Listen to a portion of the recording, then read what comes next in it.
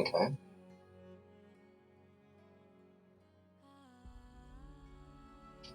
Seems to be functioning.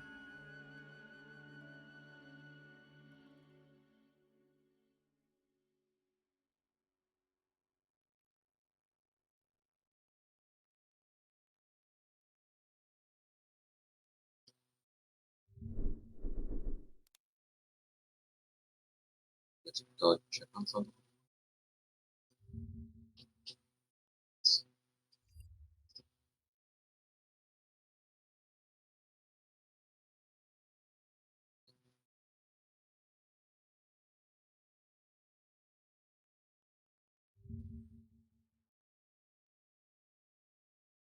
That one's okay.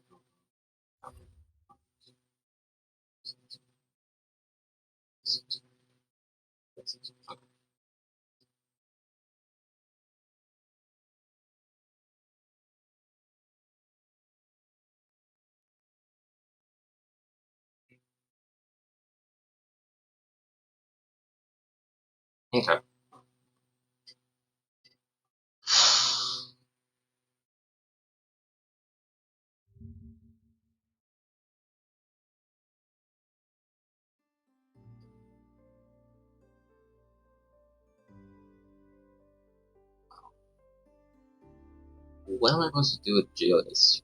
What is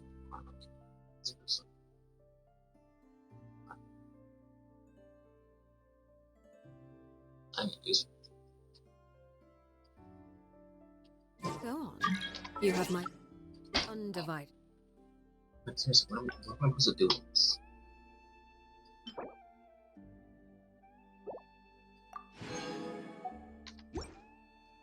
Anyway. Hello everybody and welcome back to Genshin. And literally we're just gonna Intention. first things first, let's stay sealed up. Let's get it up.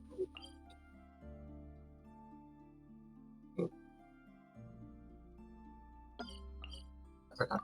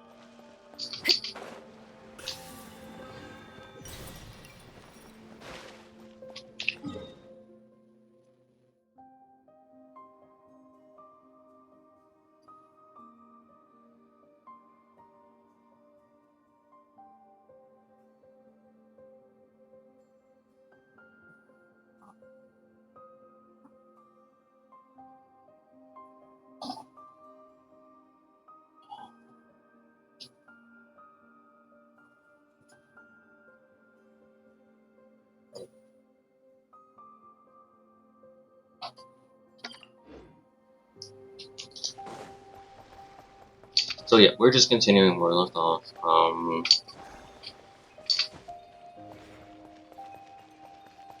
There's a lot to say, and I'm just enjoying it. Literally, I'm just enjoying the story as it goes. Like, there is a lot of twists and turns, and a lot of deals that's been happening, and I'm just enjoying it. Oh, do you think the others are making good progress? Hope it's all going smoothly.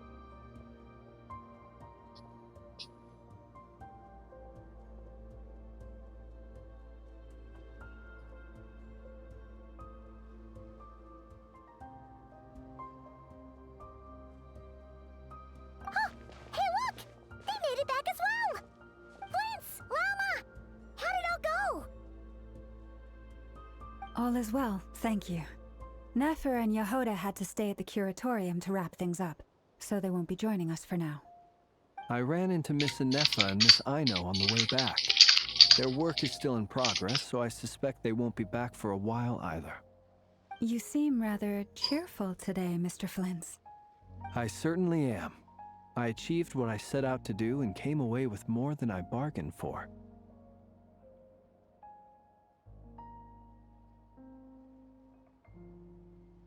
More than you bargained Fighting alone can get quite tedious, but I had the good fortune to run into a pair of brave young warriors. We meet again. How have you been? for. How are That's you real. doing here? In too long. I'm guessing you're here to see Barker. Thankfully, tracking you down turned out to be a lot simpler than we envisaged. These two courageously lent me a hand while I was fighting the wild hunt. When they told me they were Servarka's colleagues, it all made sense. And given how people of outstanding talent tend to cross paths, it's no wonder you're already acquainted. So, who's your travel buddy, Albedo? Why don't you come and introduce yourself?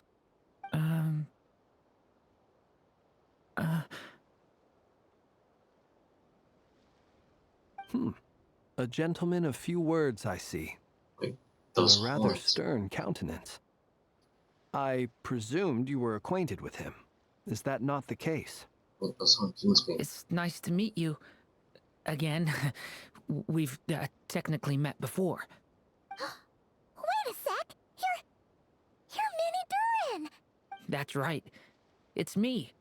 I'm glad to see you again. By the way, he says it's okay if you drop the mini.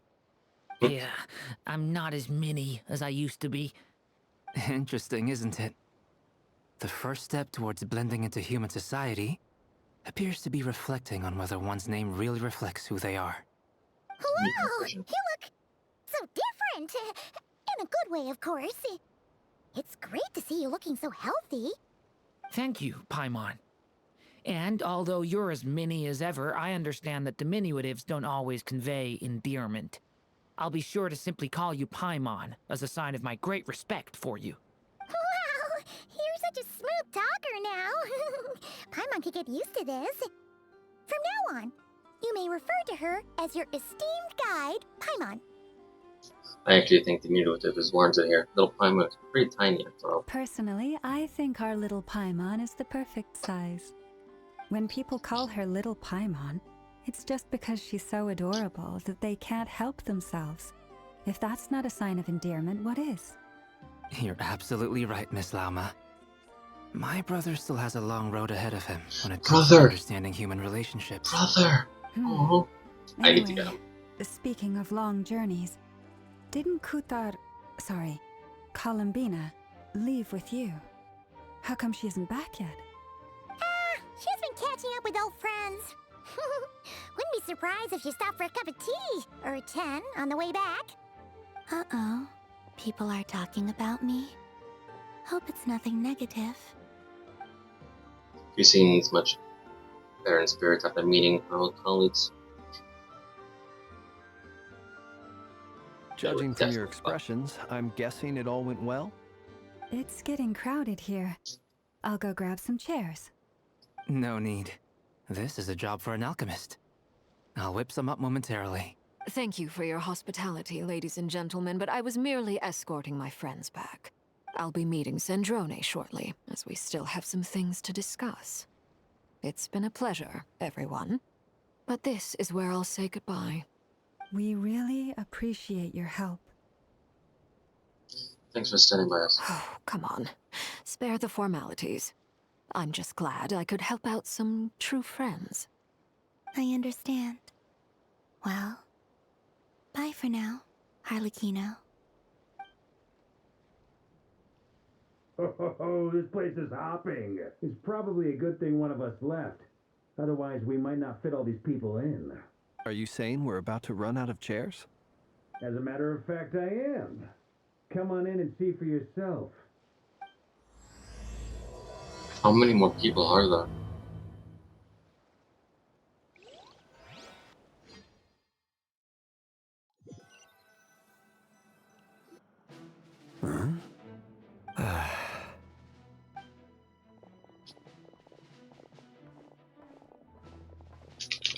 I overheard your little chit-chat outside, by the way. With Miss Columbina's colleague gone, we should be back to the original crew plus the other colleagues I brought in. The other colleagues. Though it looks like we have another new face. Someone else managed to rope in a colleague too? Sorry, he's probably here for us. Frankly, you and Paimon are the only people I know here. And he's voiced.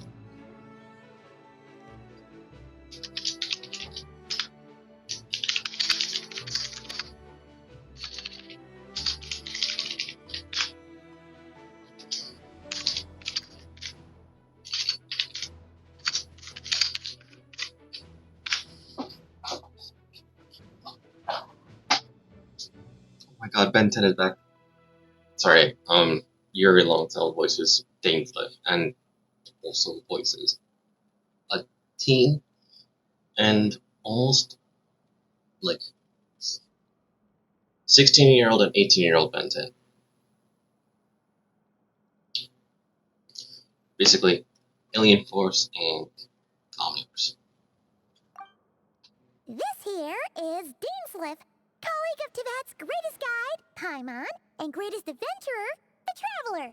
Well, not exactly colleagues, more sort of friends. When someone else jumps in to do the announcing, you know you're speaking to someone important. Oh, Let's yeah. hear what he has to say. Note to self. Once Paimon knows your name, the rest of the world will soon follow. When he comes looking for us, it's usually something important. Paimon's guessing you've heard about the Wild Hunt, then. From the looks of it, you're about to hold a meeting. If I were to say that the Wild Hunt is our mutual enemy, would that earn me a seat at the table? As the saying goes, the enemy of my enemy is my friend. Mr. Dainsleif, there's a seat with your name on it. Though, I can't promise the same for everyone else. Hey, Albedo, think you can rustle up a couple more chairs? After all this time apart, Grandmaster Varka's first order is to rustle up a couple more chairs. I've missed this. Is he being sarcastic? Hey, he's your brother. Why are you asking us? Yeah. I've still got a lot to learn about the nuances of human conversation. Trying to decipher Albedo's way of speaking has been like jumping in at the deep end. Oh, good point. Paimon gets you now. Don't sweat it. There are people who go their whole lives without getting the hang of it. You're ahead of the game already. Look at you, Paimon. Expert in the art of encouragement. I wonder what's taking Nefer so long. Perhaps you should go and check in with her. If anyone can hurry her along, it's you. I just got back from the curatorium. Besides, aren't you curious to see what's taking her so long? Miss Nefer doesn't strike me as the type to share secrets. And since gathering intel is her specialty, I'm guessing she'd prefer to keep her methods confidential. Under such circumstances, would it not be tactless for me to impose? Oh, but it's fine for me to impose. What can I say? You have an unrivaled ability to garner people's affection, Miss Moonchanter. Besides, you have far more in common with her than I do. All right then. Impressive. She barely fought back at all. I admire your powers of persuasion, my friend. As I'm sure Miss Lauma will realize soon enough, the trick in life is to always pitch in with other people's responsibilities so that you can be selective with your own. Another trick is to simply hide in the background. Spoken like a true sage. Anyway, looks like we've got some time to kill before the meeting. Let's take a little breather, folks. And feel free to chat amongst yourselves. We'll get down to business once the other two arrive. I swear to God, if there's more, I'm gonna be questioning. And Durin is here, and we actually get to see it. Durin. Oh, I lied. Not only that, like, we actually zoom in to Durin. And use her as like for example, 65.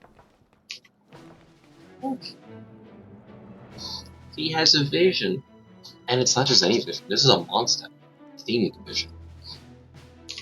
Yeah, he has a Mondstadt themed division, which makes perfect sense because Durin was born from Mondstadt.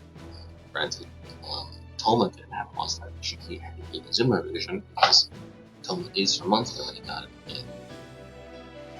in Inazuma. Yeah. But Durin got a vision, and it's Pyro, and I love it.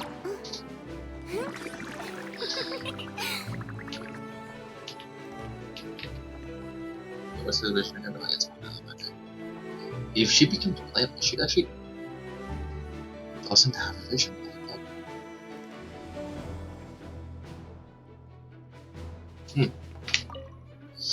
You're both awfully quiet. Why don't I start us off with an icebreaker? Much obliged. Have either of you ever had your portrait painted? If not, I'd be glad to help. That sounds like a lovely idea. You know how to paint, then? I dabble occasionally. He's an excellent painter. Tables, chairs, people, dragons, you name it. He'll paint it for you. I'm flattered. If I ever get the chance, I'd like to give it a try myself. I'll bear that in mind. Anyway, how about you, Durin? What sort of portrait would you prefer? Oh, I'd be fine with anything. Whatever style feels best to you. Very well. Then I'll play it by ear. You can replicate any style I want? I can try. If you show me a sample, I'll do my best to match it. Thank you. In that case, I'll dig up some reference material for you. That's cute, because Columbina just wants friends. Albedo and Durin, they're always alone, and you just want to connect with them as best as possible. This is actually a cute group dynamic, not gonna lie. And it's kind of like the first time where Columbina, rather than giving something, she's getting something in return for nothing. She's not getting anything about this. This is actually for her first, well, not first, I want to say known, in my knowledge, known friend. Boring. Isn't there anything else more interesting to do? Josh. Is there something you'd like to say to me? Yeah! For starters, why'd you just show up here without even giving us a heads up? If you think back to our previous interactions, you may recall that that's hardly out of character for me. You do have a point there. Let's sort out your accommodations yet? Oh yeah! You'll need to find somewhere to stay the night too, right? Want to tag along with us? You never know. We might get a group discount. Sure, let's do that. Great! Paimon will handle it. And in return, we can get Dainslift to be our very own personal bodyguard. Paimon, you're thinking out loud again. If that's what you had in mind, you should have said so sooner. I'd be happy to help. Oh, okay then. Paimon was only kidding, but good to know. Anyway, since we're all here together, we might as well watch each other's backs. That's just what friends do, right? I think I know what Paimon's types are. Yeah, I definitely know what Paimon types is.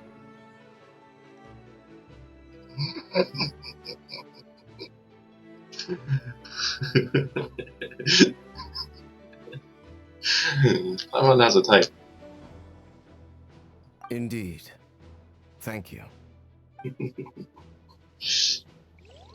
Come on, snicker. Truth be told, I can't remember the last time I was in a meeting with so many people. You're not alone there, my friend. The Lightkeepers also struggle to bring everyone together for a serious discussion. I don't doubt that.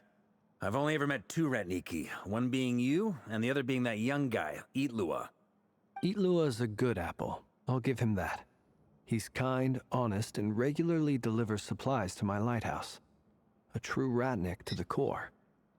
In that sense, he puts me to shame. So you're what? A fake Ratnik? That's what it sounds like you're saying. But I get the feeling that's not quite what you meant.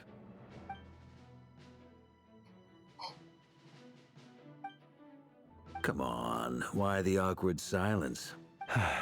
Sorry. I'm not even gonna bother trying to hide it. You've known all along, haven't you, my friend? Now that was an awkward silence. Let's just keep this between ourselves. Probably best if Eloa doesn't know, huh? That goes without saying. Gotta be careful what you share with youngsters, after all. Anyone else in the know? Let me guess. The Traveler and Paimon? It's dangerous being too sharp for one's own good, you know. Then, in the name of the Animo Archon Barbados himself, I swear, your secret's safe with me. When we went for drinks, you said that you and Barbados were practically best buds. In the light of that claim, do you really expect me to take your oath seriously? Of course. Just as long as you don't go spreading around the fact that I'm close with Barbados, all right? Fair enough, then.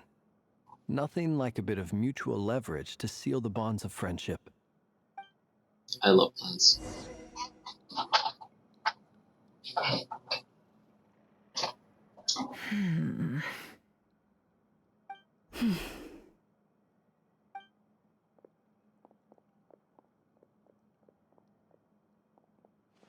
Ah, Miss Nefer. You made it after all.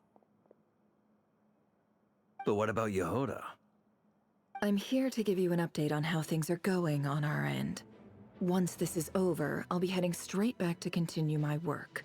I left Yehoda back at the Curatorium to watch over things while I'm gone. Huh. So much for just this once. Shh! Not so loud! We're on a roll here! What if she remembers and suddenly decides to back out? Did you say something, Mr. Varka? Huh? I didn't say anything. Right, Flint's? Must have been a frog. They get so noisy around here at nighttime. It's like they're putting on a concert in the background. Anyway, before we begin, there's a few introductions to make. Let me start by saying that it's an honor to be speaking before so many distinguished colleagues and collaborators. First up, we have Miss Lauma. As Moon Chanter, she's the leader of the Frost Moon Scions, a local religious community in Nodcry. Then there's Miss Nefer, boss of the Curatorium of Secrets, an intel gatherer extraordinaire. Nefer is leading the investigation into Rarer's background, assisted by Yehoda and Lauma. From the little I've heard, they're making some great progress. Over here, we have Mr. Flint's, a ratnik and guardian of the abandoned lighthouse. In our last operation, he courageously distracted the Wild Hunt to buy time for the rest of us. For those of you who've never met, this is Mr. Albedo, a renowned alchemist and captain of the Knights of Favonius investigation team. By his side is a new face for us all, myself included, Mr. Durin, who has come to lend his aid. Next up, we have the Moon Maiden and former Fatui Harbinger, Miss Columbina. Then we have the Traveler, who's earned more titles than I could possibly hope to list out, so I'll spare you the rundown. And Paimon, the ultimate travel companion and quite possibly the best guide in all of Tevat. Wow! That's a lot of people! Great turnout! Miss Nefer, it looks like you might have another job coming your way, so, congratulations on the booming business, I guess. You think I haven't got enough on my hands as it is? Who's looking for me now? That would be me, Miss Nefer. I have a commission for you. And you are? Who I am doesn't matter right now. What does matter is that I'd like you to gather more intelligence about the Recher of Solnari. Well, it's not as if we never take on anonymous commissions. But in your case, I'll have to decline. I'm gonna take a wild guess and say your job's probably more hassle than it's worth. Something about you seems like bad news. That's right. It's my eyes, isn't it? Conrian, I assume. And what's with the mask? Are you trying to hide your identity? In any case, the fact that you're even still alive raises an awful lot of questions for me. My name is Dainsleif, and yes, I am from Conria. As I'm sure you're aware, the Raker of Solnari's real name is Rerir. He was once an acquaintance of mine. Really? Then you must have been quite an influential figure yourself. You flatter me, but none of that matters anymore. My point was simply to clarify why I have asked Miss Nefer to investigate Rerir's background. So you're both from Conria, and it sounds like you used to be friends? What am I missing here? Surely you already know how he became one of the Five Sinners. I'll tell you everything I know. The history of Conria, the names and identities of the Five Sinners. I remember it all like it was yesterday. I have never spoken openly of this before. But the truth was exactly as people say. The Five Sinners were each driven by their own desires, and it was by playing upon these that the Abyss tempted them to their fall, tearing Conria apart in the process. The visionary, Vedifenir, who wished to foretell the future. The wise, Haroptatir, who sought limitless knowledge. Gold, Rheindotter, who desired to create life. The foul, Surtologi, who pursued supreme strength. And last, but not least, Raker of Solnari, Rerir, Ravager of the Moon. Of the five, Rerir is the only one who remains a mystery to me. He never harbored grand ambitions. So what changed in the space of a single night? How did he come to fall like the others? In other words, you're saying that his change came as a shock to you, and you have no idea what actually happened? That's right. You mentioned how the Abyss tempted them, which led to their fall. But what did that look like in practice? And what other context can you give me about the events of that time? The more detail you can give me, the better. Strangely, now that it comes to it, I hardly know where to begin. The fateful night took place during the era of the Eclipse Dynasty. One day, my elder brother, the visionary, Vedifenir, was summoned to the palace by the Vinster King, only for the king to gouge out his eyes and cast him into the dungeons. When I came to hear of this, my fury knew no bounds. I gathered together every ally I thought I had, and together, we set a night to storm the palace and free Ved. Centuries on, the memories of that night still haunt me, like a never-ending nightmare. We broke through the palace gates, just like we had planned, each striking towards our separate targets. But then, I was betrayed. Even Vedifenir, the very person I had come to rescue, abandoned me and partook of the Abyss's power. So, it's personal after all. Then tell me, Mr. Dainsleif, what price are you willing to pay? You, of all people, must know that nothing comes for free. I cannot say what price would be worthy of such a commission. But know this. Rerir was not always a madman. Believe it or not, there was a time when he was just an ordinary man, working for the Conrian Intelligence Service. Uncovering the truth of Rerir's past is the only way to unravel this mystery. But before you decide if you will accept my commission, I will tell you more about him. Enough, I hope, to help you plan your next move. Sounds pretty good to me. Feels like we just flagged down a random passerby, only to discover he's actually a master strategist who has a score to settle with our enemy. He must be all that good karma I've been building. We need having Conrad and will come in handy. Can I borrow your halo? It could be useful in the lighthouse. Hey, enough with the wisecracks! Besides, isn't that lamp of yours bright enough already? Relax. It was meant to be a compliment. If that was a little over the top for your liking, I'll make sure to tone it down next time. Oh, I'll give your proposal some serious thought, Mr. Dainsleif. Let's speak in private once the meeting is over. Before that, there's a few things I'd like to share. he's voiced. You got the knave, and the iridescent moon marrow was retrieved from the crimson moon pit. I was not expecting a jump scare voice line from the trap. I was not expecting that.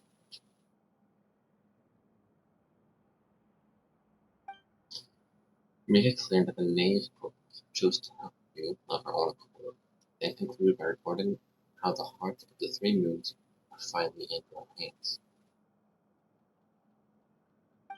Now that we've united the hearts of the three moons, your power should be greatly enhanced.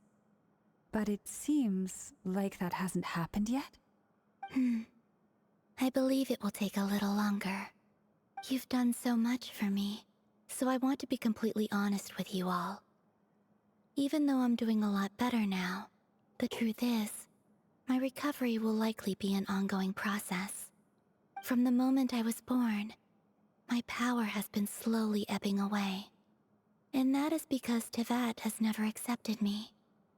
Even with the moons united as one, it seems my rejection cannot be undone. So far, I have yet to find a solution. It may turn out to be a problem that will plague me until the day I finally leave this place behind. Even so, I will do everything in my power to help you drive out the Ray here of Solnari. As Arlecchino put it, this is not about chasing the spoils of victory. It's just a gesture of heartfelt gratitude. Kutar. She seems a lot more energetic and positive than she did when we first met. Defeating the Ray here of Solnari will be no easy task. While my strength slowly recovers, we'll also need to gather more intel.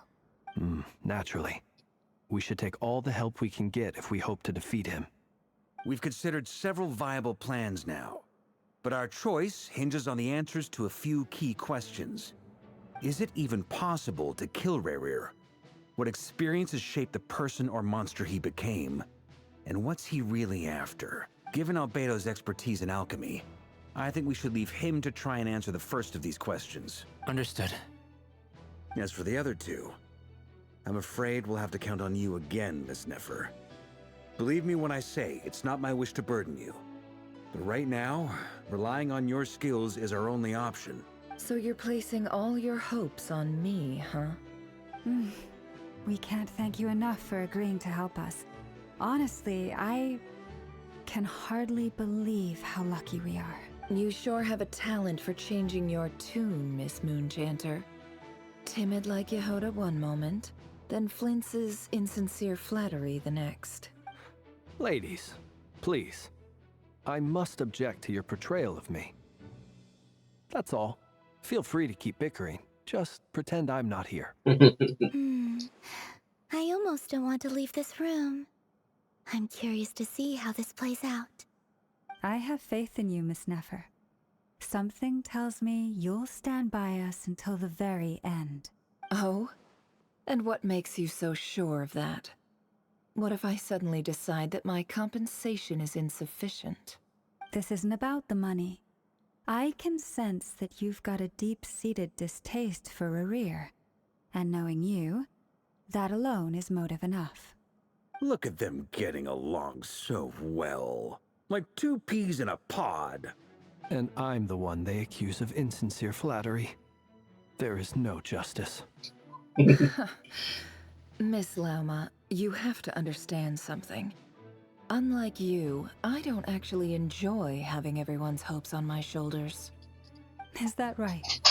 Well, maybe the fact that I'm willing to put my hopes in other people says more about me than you. But the fact is, I also trust you. And that's because I know that you're someone we can count on. Anyway, we've got our plan, so let's get moving. Mr. Dainsleif, let's talk. And Traveler, Once we're finished, if you've nothing else planned, I'd like you to come with me. This whole experience is teaching me a lot.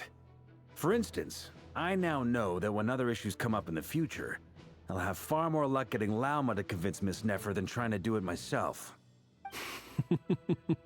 Hate to say it, friend, but that's one of the funniest things I've heard in a while. Why? You think I've got it wrong? Quite the opposite. But what makes it so hilarious is how long it's taken you to realize. Nefer and Dane's converse intently for quite some time. Gravity of their expression could tell that been a state of mind weighs upon them. After a short wait on dirt and on what is correct, this sample confirmation. Lama slips out for a while and comes back loaded with rigorous action. Tells you while people rarely want to get hurt, it's her duty to be ready when they do. With common locations and tend to see how well they work together. Once that is finished, you follow her along back to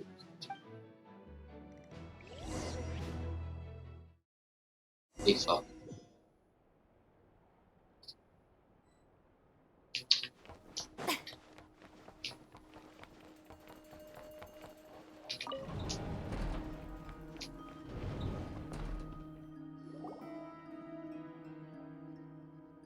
Thank you for waiting.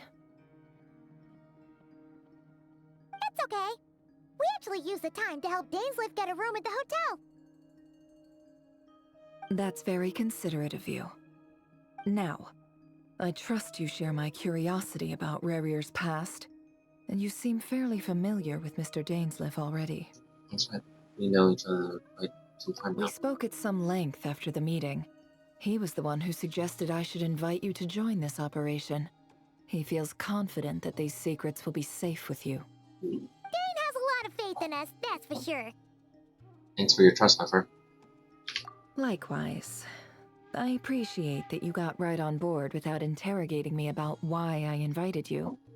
It shows that you trust me to explain everything in due course. That's because we know what you're capable of. We appreciate you too, Nefer. You might have been forced to help in the beginning, but this time, it was your choice. That's one way to put it. Another is this, that once a decision's been made, it's set in stone.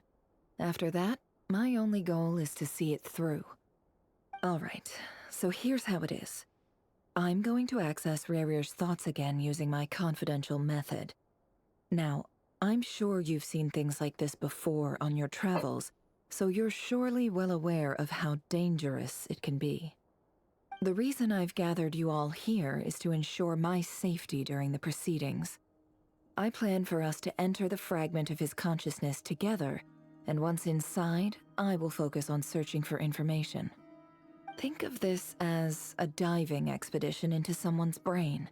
If I'm the diver, you are my safety equipment, tasked with keeping me alive while I'm under the surface. Once the ceremony begins, we will all be spying on privileged information. But in the interests of safety, you must remain absolutely silent at all times. We will discuss our observations after the ceremony has concluded.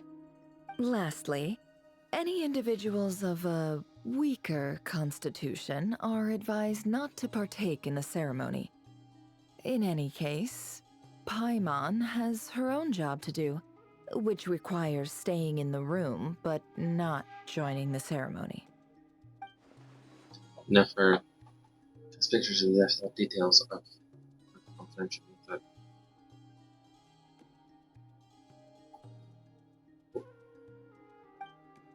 I guess our brain diving techniques are trade secret. Well, good luck, everyone. Sounds like all Paimon can do is cross her fingers and root for you guys. There's a little more to it than that. I was being serious when I said you have a job to do. While the rest of us are inside Rarier's mind, it's imperative that we have a team member on the outside. In the event that something goes wrong, you will be our first responder. I don't anticipate any issues, but the extra level of safety will be greatly appreciated. I second that. This is a dangerous operation here, and you're our whole rescue team. That's pretty much the most important job in the crew. So, Paimon's like The lifeguard? Yeah, that makes sense. Alright, got it. Good. Please, take a seat.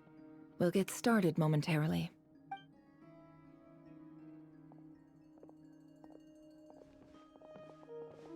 So, did Mr. Dainsliff tell you anything else? He told me that he believes Rarier kept some big secrets in his life.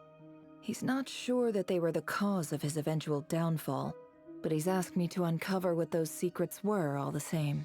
But surely you're not planning to go through with this, no matter the cost. If you think that, you'd be overestimating me. I'm a businesswoman, not a mercenary. But I do have my own professional reasons for taking this job. You think I'd turn down the opportunity to get a first-hand glimpse into Conrian history? No chance. Well, as long as you don't let morbid curiosity get in the way of safety concerns, we're good. We'll do whatever we can to help you. You're such a killjoy. Since Kendall's almost been like a summoning ritual. Seems like Nipper still has no offense for sharing her trade secret, but that's not exactly what we're doing. It's a chest on the table. All right, I'm good to go. All set over here, too. I'm ready. Promise, Paimon, you'll be extra careful. Thank you, promise. All right. Let your whole body relax. We're about to begin. Close your eyes.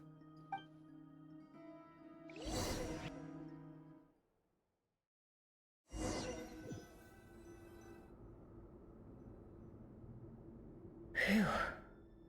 Could this be his office? Pretty standard setup.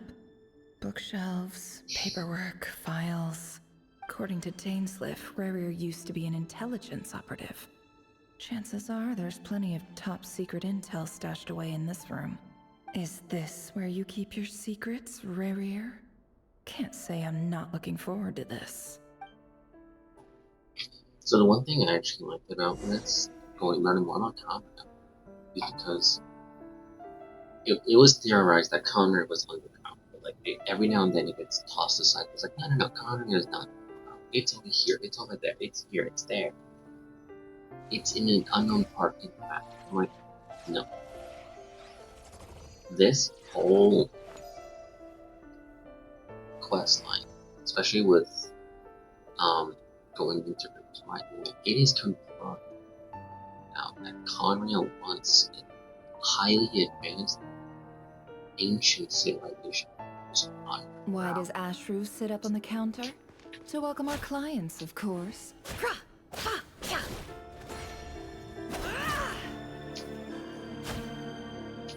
It was confirmed. A file tucked inside a folder. The title reads, Dear Breakfast Shop Owner. It's a list of names. But at this stage, I have no idea who any of them even are.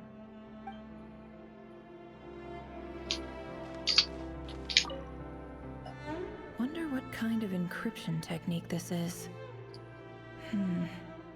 Seems like it has to be inserted into that camouflage device nearby. Aha!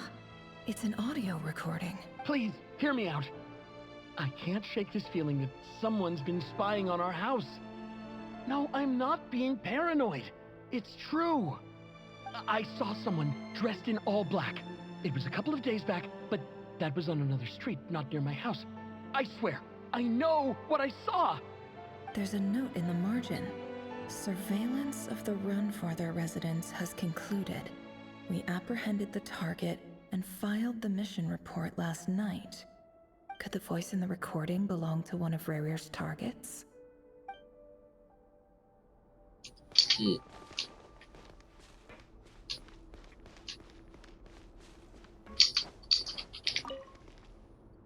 Bookshelves full of documents. Looks like these are all files, packed with the personal details of individual Conrians.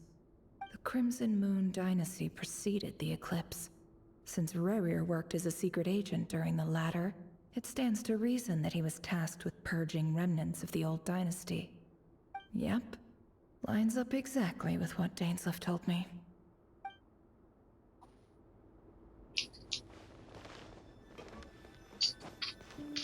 He looks even gloomier than last time. I wonder what's changed.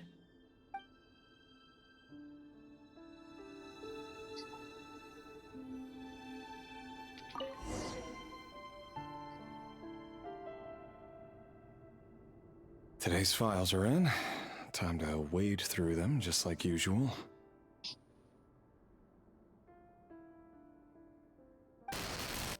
Male, 51. Occupation, cook. Confirmed Crimson Moon descendant. Has maintained frequent contact with other descendants over the past year. Poses a threat to the dynasty. Neutralized on...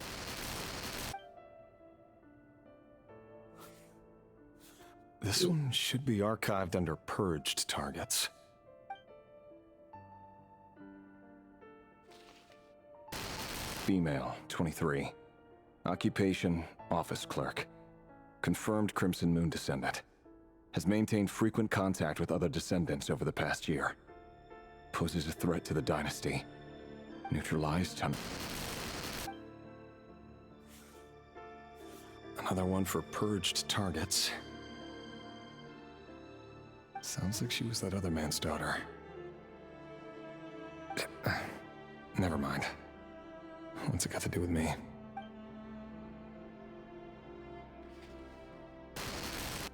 Male, 40. Occupation, teacher. Confirmed Crimson Moon descendant. Has been observed making contact with other descendants during the past year. Poses a threat to the dynasty. Neutralized on... Just another nobody for the archive. Come to think of it, I remember surveilling this man. A case like his never would have been considered a priority in the past. Huh. He barely even interacted with other Crimson Moon descendants.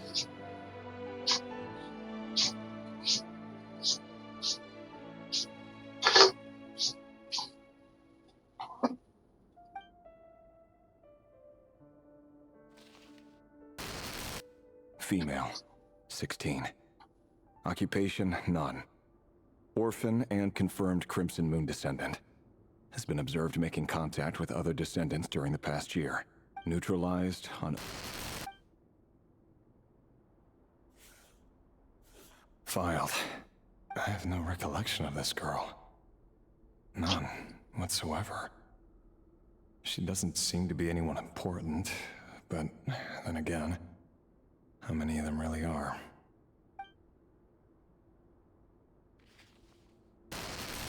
Female, 13. Occupation, none. Orphan and confirmed Crimson Moon descendant. Has been observed making contact with other descendants during the past year. Neutralized on... Filed.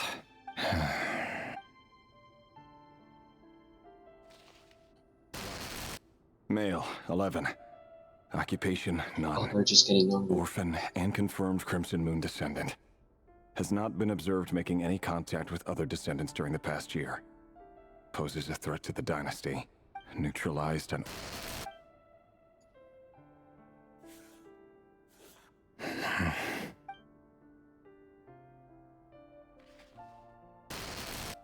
Male. 6. Occupation, none. Orphan and confirmed Crimson Moon descendant.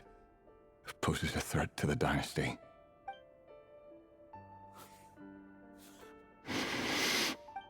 It's funny, isn't it? Your job is becoming both harder and easier at the same time, depending on how you look at it. Sooner or later, the Crimson Moon descendants will be completely wiped out. But as their numbers dwindle, they become harder and harder to track down. That's not how it is. Fortunately, however, most of the able-bodied adults have already been taken care of. The remaining weaklings will be increasingly easy to deal with. No! No. My job is to ensure the survival of the Eclipse Dynasty. And the only way to do that is by eliminating any and all potential threats. It's a perfectly legitimate line of work. Every single one of my colleagues can attest to my fairness. And if my friends were aware of the facts, I know they'd back me up too. Assuming, of course, that they were aware of all the facts.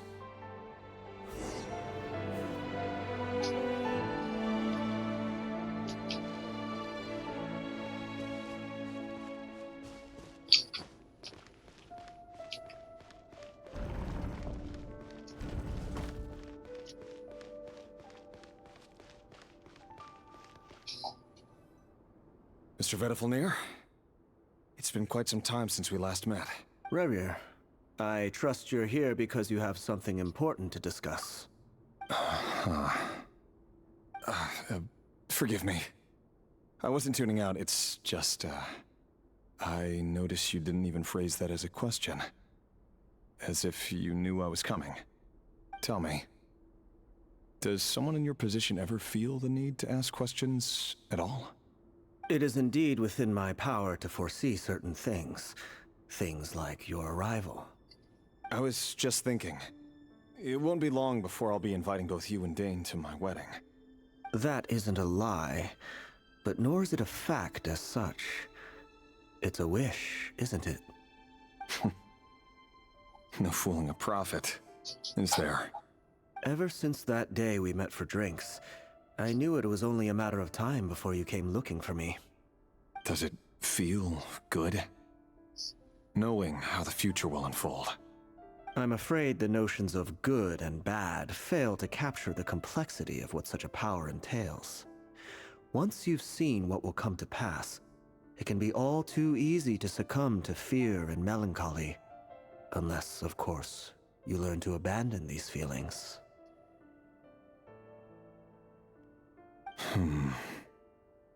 You fear my silence, and long to hear the words I left unspoken that day.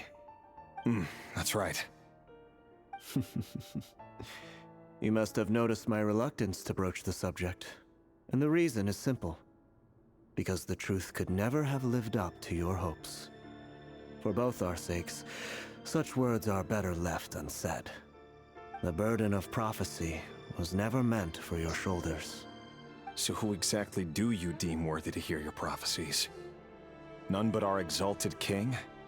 Or rather, our king as he once was.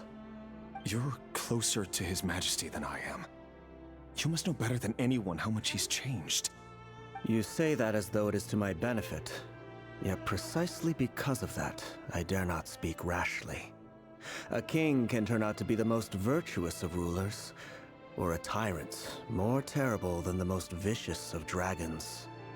You are so wise and far-sighted, yet still you would have me live in fear of the unknown? You make a fair point. Especially given my silence alone was all it took to send you spiraling downwards. Very well then. Let me offer you some advice. And I say this not as a prophet or a visionary, but simply as the brother of your friend.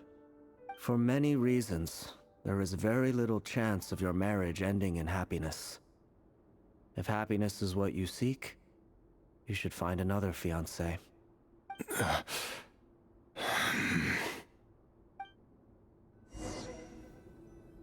Hold on.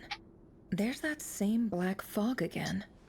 Could this memory belong to Thelindis? Guess I'd better tread carefully.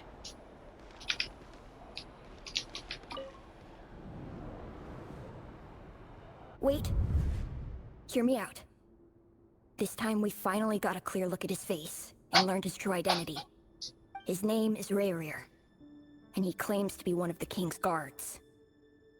What did you say? A cruel irony, isn't it? The man you're set to marry leads a double life as a brutal executioner. Why are you telling me all of this now? Simple. It's because I want you to kill him.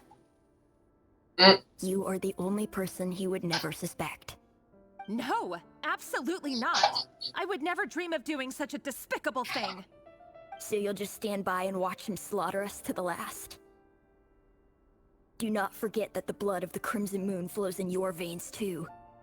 The blood of the Crimson Moon? What does that matter now? The dynasty has long been dead and gone. You think that alone is reason enough for me to throw away everything I have? Why wouldn't it be? You two were once a child of the Crimson Moon, just like me.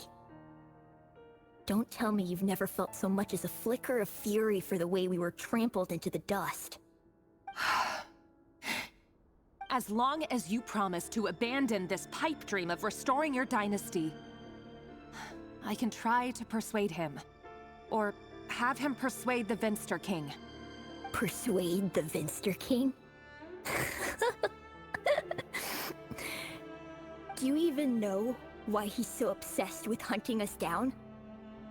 Why he keeps trying to force us to hand over our secrets over and over again? Or why we refuse to give up on restoring the dynasty? The Vinster King. A blind fool. His eyes clouded by powers from beyond this world. A petty little man with a miser's heart. And he dares to sit upon the throne? Mark my words. Sooner or later, Conria will fall. And it will be his doing. If you can't bring yourself to do it, so be it. Just you watch. It won't be long before calamity descends upon us all. The Rehir of Solnari. That really is quite a secret you've been keeping from me, Rerir. But who am I to talk? Am I really any better? I've kept my own past a secret this whole time too. Love should be built on honesty. But ours was born from lies. And yet... is it really so wrong to hide things that would only make life harder? If we don't cover up the parts that no one else should see, how can we go on pretending to be normal? Vedifulnir must have known all this. And that's why he made his prophecy. In the end, nothing stays hidden forever.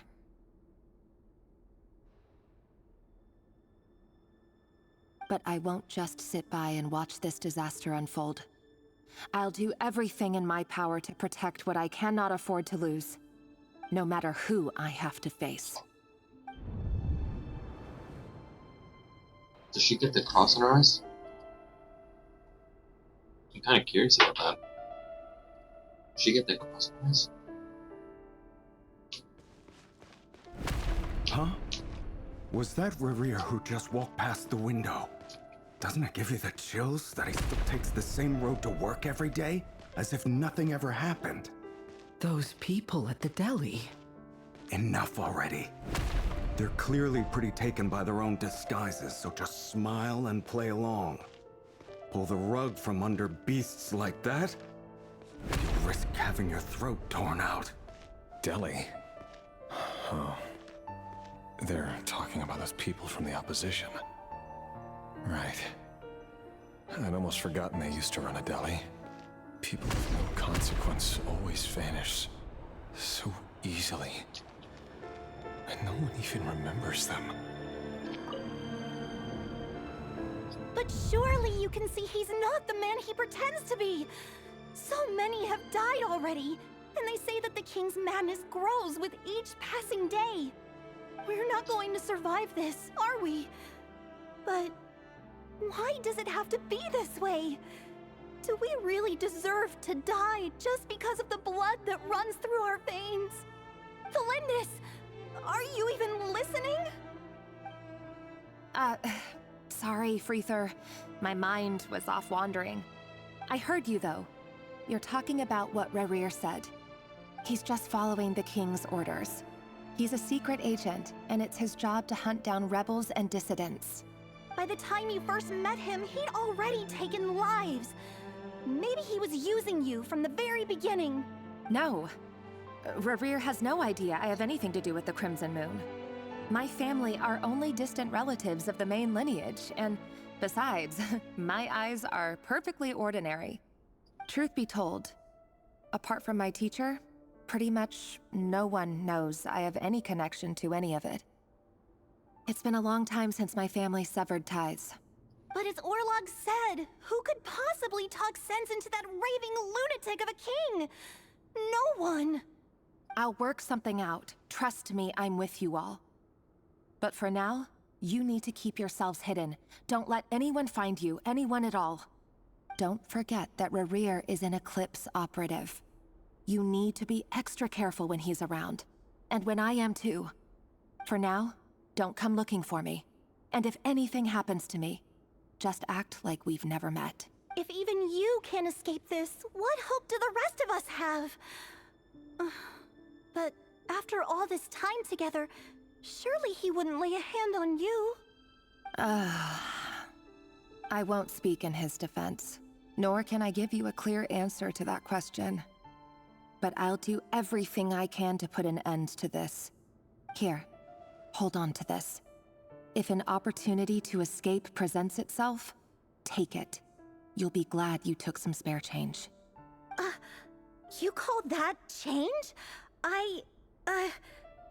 But what about you? I've got a job, and there's still money coming in.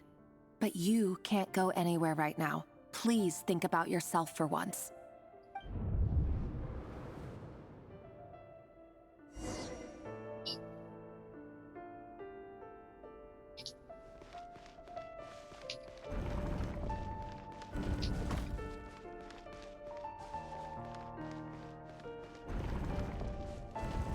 Another day, another round of assassination training. The training ground is just beyond this hidden passageway.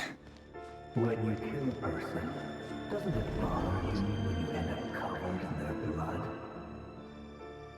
Why would it? Aren't we all just walking blood bags? But not everyone is accustomed to hunting down others like prey. You've been a hunter for so long now. You seem to have forgotten that most people don't just go around killing one another. Leave me alone.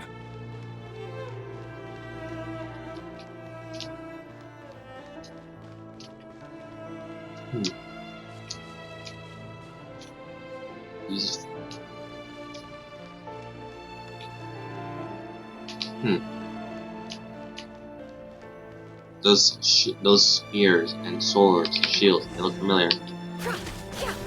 Make sure you have a firm grip on the handle. Then choose your angle well. Keep your movements light and brisk. And pray won't sense a thing. I love that. I'll bet no one's ever died a quiet death in your hands. I work clean. No traces.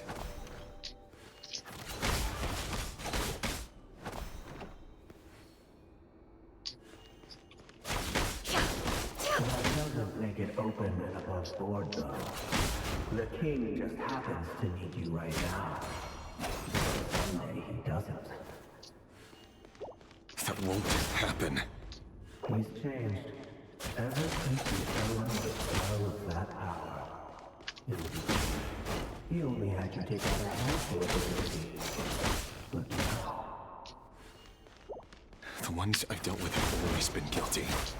And I've carried out my work flawlessly. It all adds up.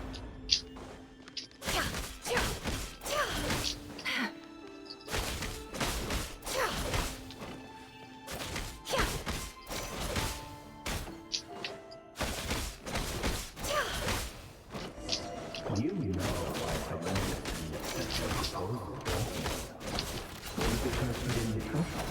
Or something else? No!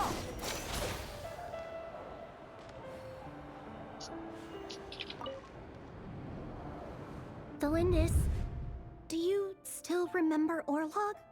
Orlog? The boy who was pretending to sell flowers. You spoke for quite a while, didn't you? Yes, we did. What about him? He was arrested 2 days ago. Chances are he's already dead. He... I just don't get it! After everything he's done, why do you still stand by him? Or does it mean nothing to you that people keep dying? No, that's not... Just hear me out. I need to go now, Delindis. They're looking for us. You take care too. If you ever need a place to hide, come find us.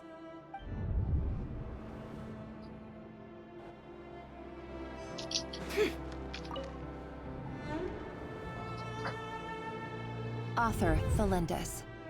Over the course of this week, the research object was subjected to interference for a total of 47 hours for experimental purposes. The results are as follows. All subjects of observation that were sent inside have now... The situation within is proving more problematic than anticipated. No progress whatsoever. What now? Won't you give me even a glimmer of hope? Things are getting worse by the day. I have to find a way or we'll all be in danger.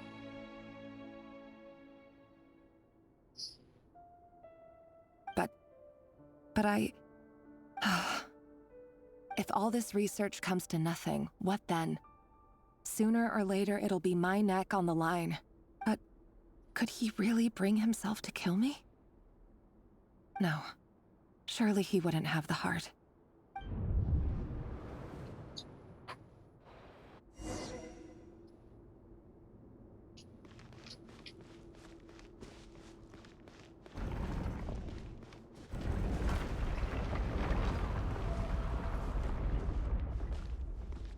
Why won't you just let us go? We don't even know each other. All we want is to live ordinary, peaceful lives. You want to live?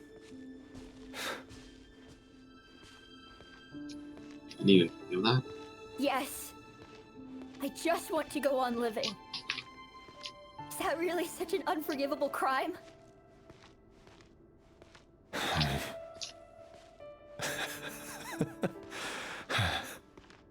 You want to go on living. I want to keep living too. To keep living forever. That's why I have no choice but to continue on the path I'm on. If only some savior would suddenly swoop down and change the way the world is. Too bad that's not going to happen. Imagine that. If there really were such a person, you and I wouldn't be standing here like this, would we?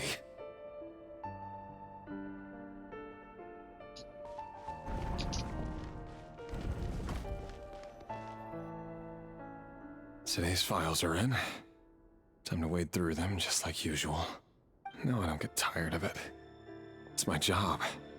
And not only am I lucky to have it, I'm good at it too. Huh. Wait. That's... Thelindis?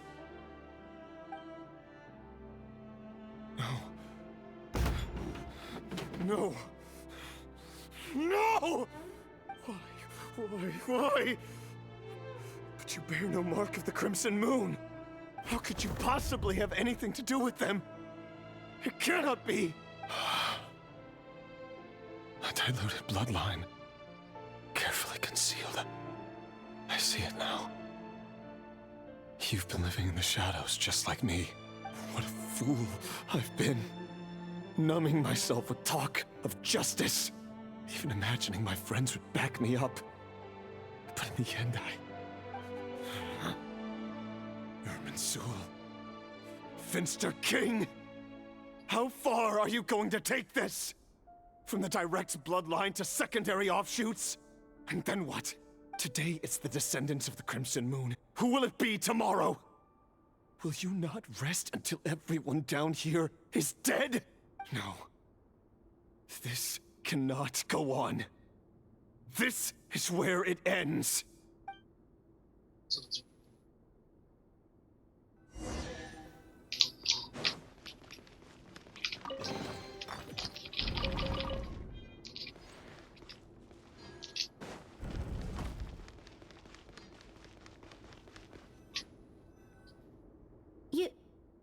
You're really letting me go? I am. As long as you can guarantee that no one will find you. Don't worry, I'll be extra careful. No one will know I was here. But what about you? Me? If you let me go, you won't be able to complete your mission, will you? Good point. In that case, maybe you should stay. No, please! I just want to see the outside world again. To... Go on living? Yes. I know you're a man of your word. So please, just let me go. If I let you leave, what will become of me? Just kidding. Go, now. But remember, don't let anyone know you were caught. We'll be seeing each other again very soon if you do. Even shadows in the dark must live by a code. But you can't save everyone. You've been whispering in my ear for days now, Vedifilnir. What are you trying to do? Break me down? I only say this because you That was Vedifilnir. Vedifilnir? Your problems. Let her go, Rerir, or you risk losing everything. I will not abandon Thelindis. Then you'll need a little more vigilance and a lot more power. The world is changing, Rerir. Keep your eyes peeled for your moment of opportunity. I thought that was his subconscious. That voice used to be so unclear, but now I know exactly whose it is. It's Vedifilnir. He won't tell me how to actually resolve any of this, but he keeps trying to manipulate me like a puppet. What's his game here? Tell me then. What will this moment of opportunity look like? And no answer. He's like a ghost. Always disturbing me when I'm on edge, but never answering when I need him most. So, the Eclipse Dynasty was purging, well, massacring the descendants of the Crimson Moon. And it seems like it was all connected to the Vinster King's research. The King's obsession with abyssal power left the future of Conria hanging in the balance. No wonder every aspect of Rerir's life was so unstable. And it looks like this Thelindis, Rerir's would-be fiancée, herself belonged to a sub-branch of the Crimson Moon Dynasty's descendants. It almost defies belief that a couple like them could hide the truth from each other for so long. If the Vinster King hadn't intervened in such a drastic way, they might have gone on deceiving each other for the rest of their lives. And why does Vedifilnir, Dainslif's older brother, keep talking in Rerir's head? This guy kept more secrets than I ever imagined. The human mind is like a vast desert of shifting sands. When you follow the flow of someone's memories, you only ever see the parts they're willing to let surface. Time for something a bit more creative. We've been inside Rerir's mind this whole time, building up a picture of his psyche. There's already enough clues on the board to start reading between the lines and mapping out the rest. Now, we can finally begin to put the pieces together. Sure, it'll only be a reconstruction, part simulation, part reasoning, but it's usually pretty accurate. Once we've built up a cognitive profile, we just need to cross-check the logic behind his actions. And then we'll be able to take a sneak peek at whatever it is that Rerir has really been hiding.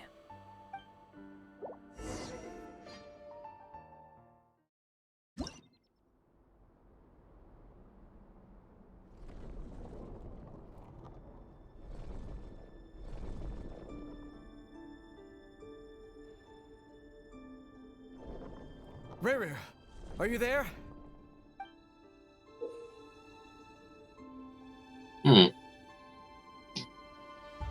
Moving pieces consumes actually null pieces consumed to change to the save file. Moving a piece of square, moving the card from action points square on save file.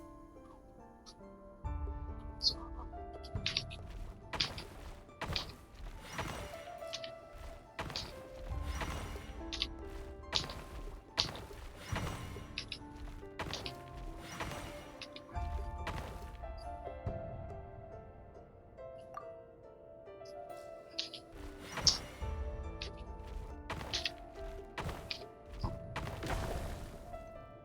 okay. I don't like this camera angle.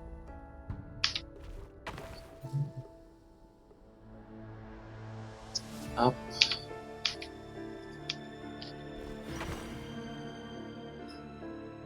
That's down. That's left. That's right. Right. Up. Up. It is so weird. I don't like that. Come out, it's urgent. Dane? What's wrong? Quick, come with me. I'll explain everything once we've met up with the others. Okay, I'll come. But the Lindis is still over at the Universitas. I'll need to leave her a note. All right then, but make it quick. I've never seen Dane so worked up before. Whatever this is, it must be big trouble.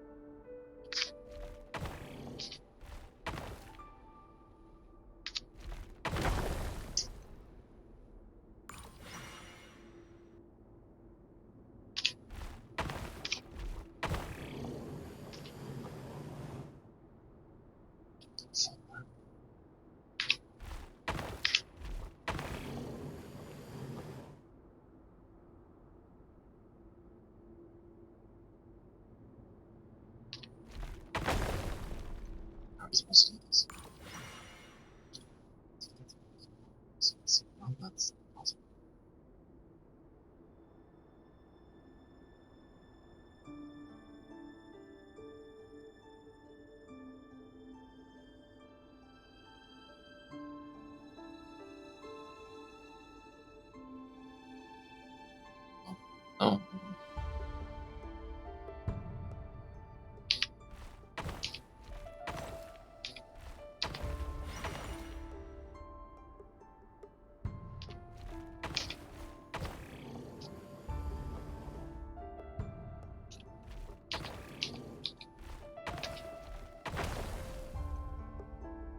Hang on.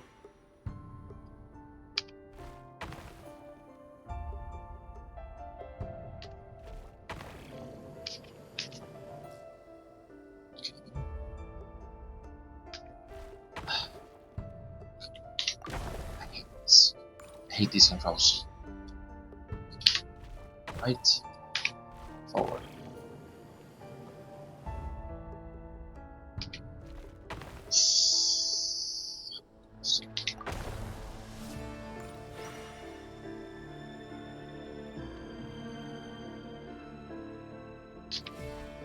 A is back, okay. Forward.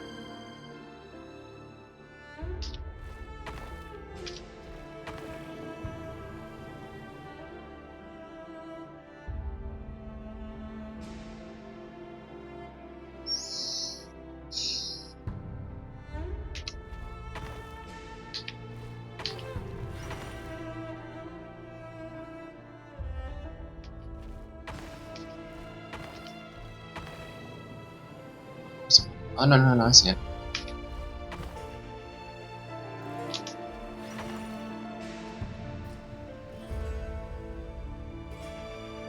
Just to get that extra one.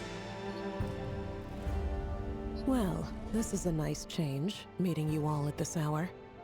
When men and women of ambition can speak face to face in broad daylight, I say that's a big step forward for our dear Conria.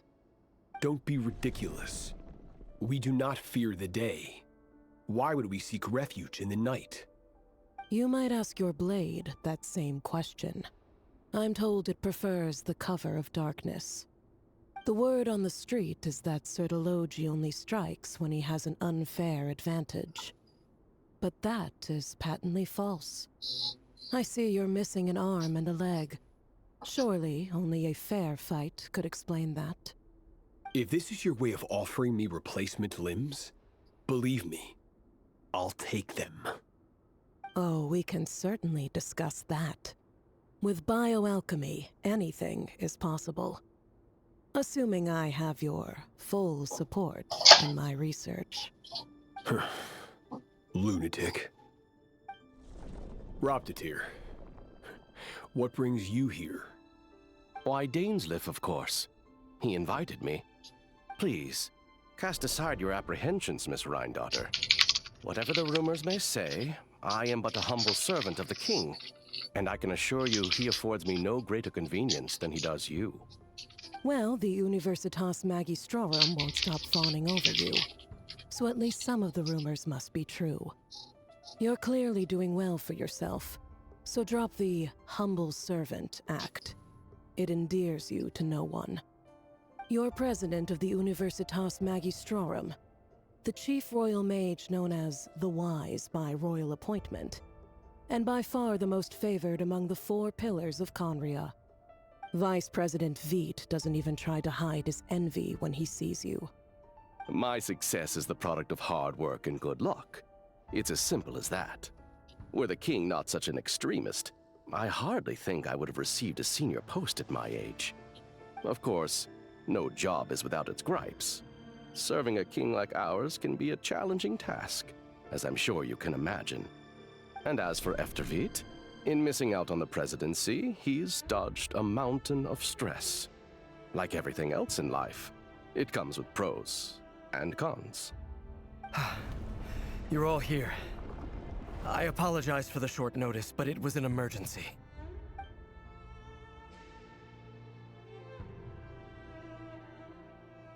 You must be Rarir.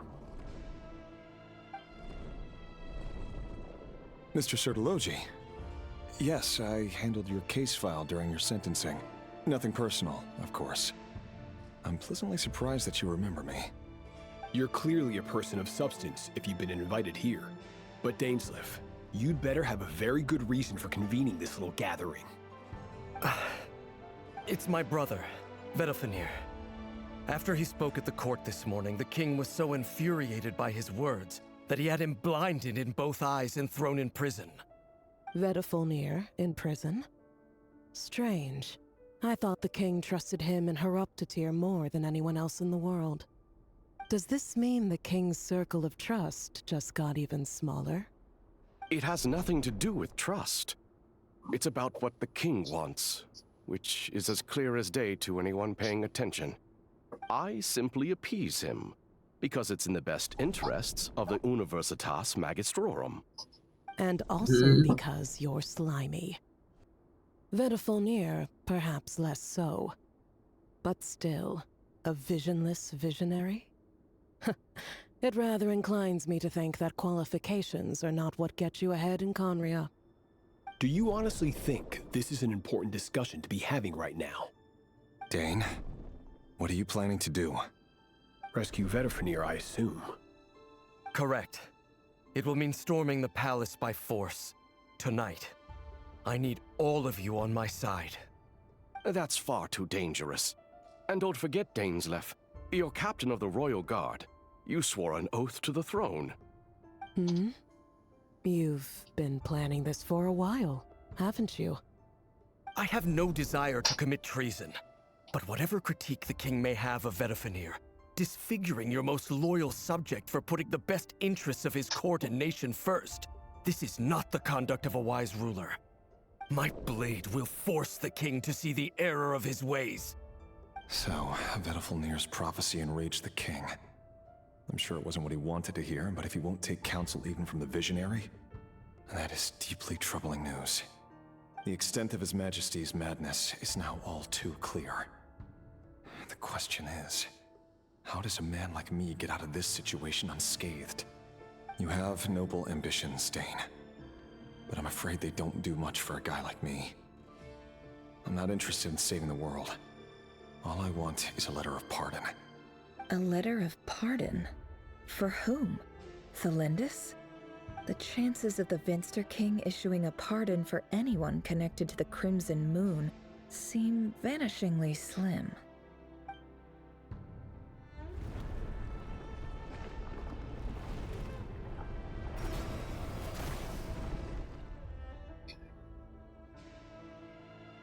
This black fog over the board must have some connection to Thelindis. But why is it taking this form? Does it have something to do with Revir's past? Another mystery I'll need to unravel.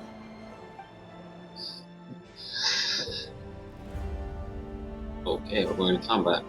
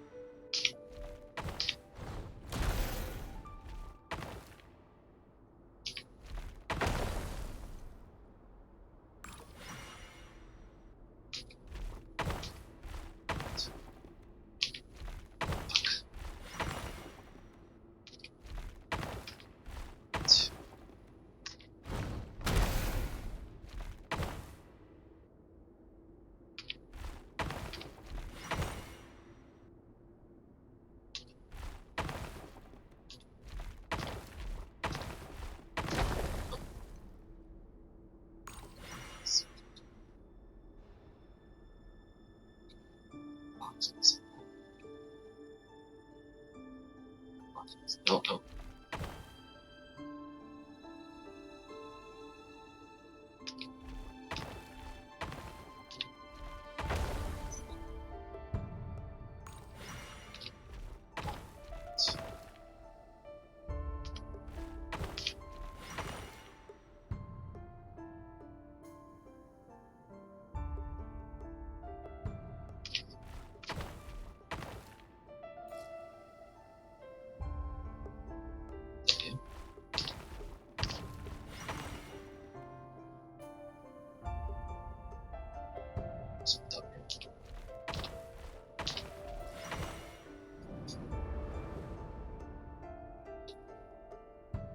Author Thelindis. Over the course of this week, the research object was subjected to interference for a total of 60 hours for experimental purposes. The results are as follows. Research dating back to the Crimson Moon Dynasty has established 2 points regarding moon marrow. Firstly, its origins have something to do with a god's power. Secondly, it serves as a portal to an as-yet indeterminate location. Moon marrow can thus be defined as a spatial gateway. However, there are a number of hurdles to overcome before we can answer the question of where it leads to. To start with, opening the gateway requires a specific power source, which the relevant literature indicates. An enormous amount of power is then required to keep the gate open. Currently, the total power output of our instruments remains in the single digits. To make matters worse, I am now the only staff member remaining in the Moon Marrow lab. The Universitas Magistrorum recently decided to move most of its personnel into abyssal energy research, which has stymied all Crimson Moon-related projects. This is not a wise move. I have always maintained that placing all our hopes in a single source of power is risky, especially one as poorly understood as this. As well as making ourselves overly reliant on a single resource, we are neglecting other promising technologies. I apologize if this comes across as disrespectful. But as a Moon Marrow researcher, I desperately want to see the world beyond the gateway. If we really made it there one day, what would we find? And how would we go about taming the unknown? My imagination is endlessly fueled by questions such as these.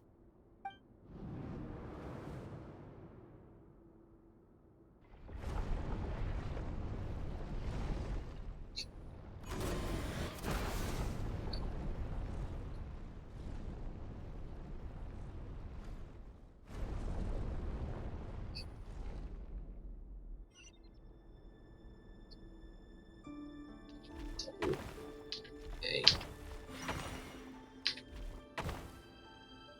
D S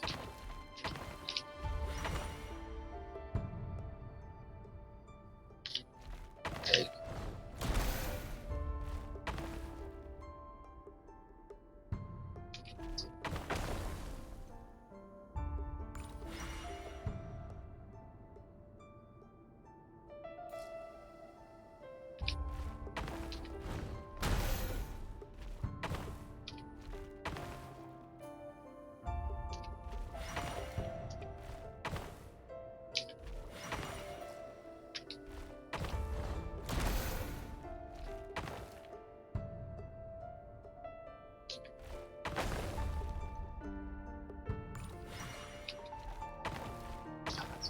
cleared.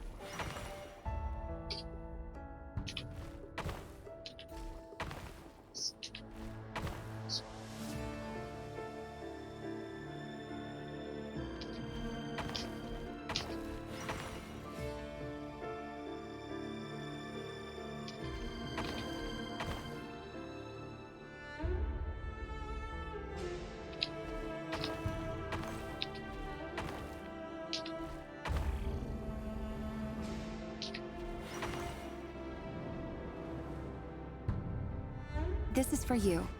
I heard you're gonna leave the city with your parents.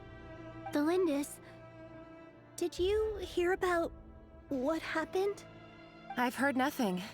Rerir got back very late last Friday, and he was acting a little unusual, but he slept pretty well, so I'm guessing whatever he did was a good deed.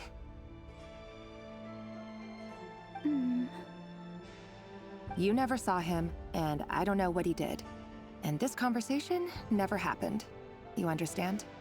What if he finds out that you pried into his secrets? Don't be silly. I don't know what secrets he does or doesn't have. All I know is he's just a normal guy who happens to run some errands for the king. Are you scared of him? I don't know. The Rerir I know doesn't match the person you all describe. Logically, I should be scared of him. And yet, I don't want to lose him. But enough about that. You should get going, and be careful with the package I gave you. Keep it secret. Keep it safe. What's in it? A piece of the moon. All you need to know is that as long as you keep it safe, then in the future, everyone will be able to see a red moon. A red moon? You mean our moon? That's right. Our moon. Promise me you'll look after it. I promise, Delindis. The Crimson Moon bloodline will never die out. Its light, the color of blood, will become like a fire that flows in our veins, no matter how long it takes. Yeah, so every time they talk about Crimson Moon, it has to be... It has to represent the element of fire. It has to. So, I mentioned this last time, how there was a theory that the 4 shades and the 3 moons are basically represented by the 7 elements that are. There's a theory that Renova, the shade of death, is represented by Pyro, because Pyro represents death or so many things. And because of this patch, because I'm now on the fence of it, and specifically this one line alone, I'm on the theory that the eternal moon, the crimson, the red. I'm on the theory that is represented by Pyro. The frost moon is Cryo, which is obvious, and the eternal moon is Electro. Yeah. Those 2 moons are Pyro, Electro, and Cryo. Which is also the reason why Hoyle hates representation of those 3 elements in general, but let's be honest. If you're a Cryo, you're never getting represented. If you're a Pyro, you better be really strong. I'm trying to think. Besides Arlecchino and Malwi,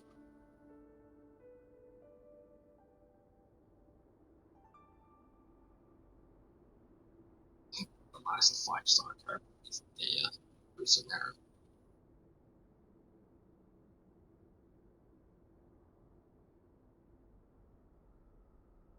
Huh.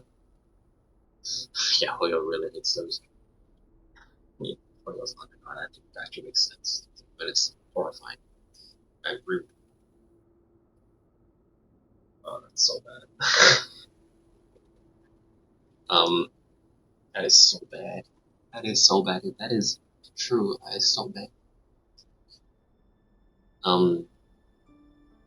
However, the other 4 elements is Dendro, Hydro, Gia.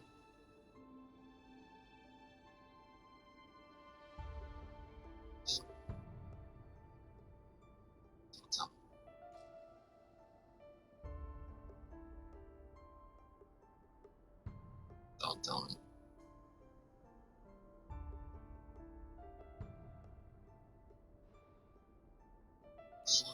I forgot.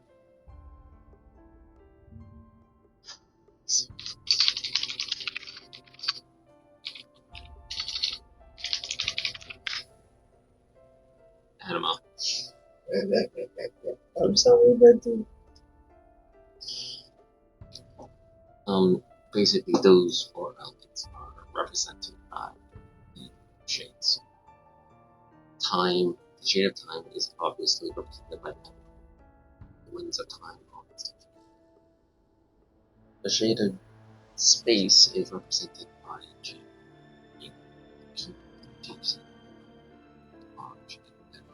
It's very weak, but okay. However, that was the shade of life, the shade of death. Shade of life. This is where the theory differs, because originally there isn't known as Denver. They had no vampires, pyro. The shade of life, in my opinion, is Dendro. Makes perfect sense. Green. The amount of bloom shit that you do, you're gonna be tired. Dendro Nos. The Dendro hypostasis. You're gonna bring shit to them, and it is so bullshit. I hate that. Yeah. The shade of death, however, among those things to come, is represented by Hydra. I know it's a hot take, a little bit, but it makes sense. I don't know why, it just makes sense. There is a theory that like it represents might be Electro because of the wounds and the eternal shit. I'm like, yeah, but,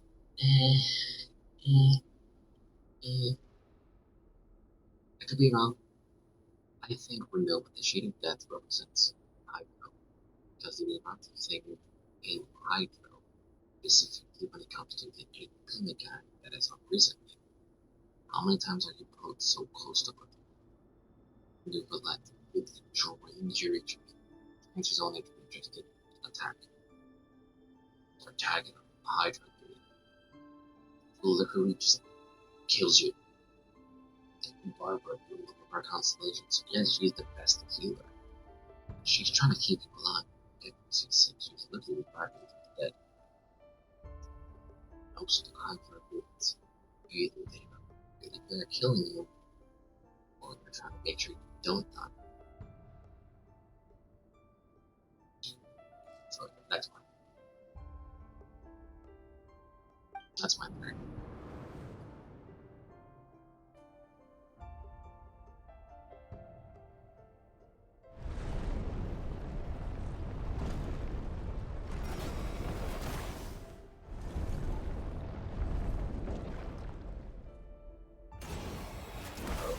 Oh.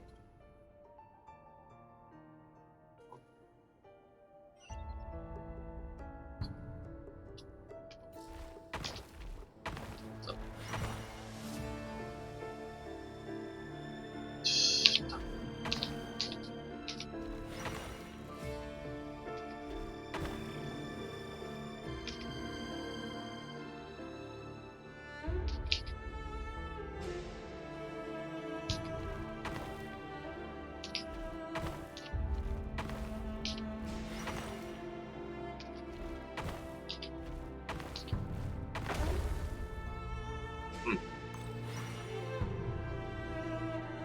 Really? Okay.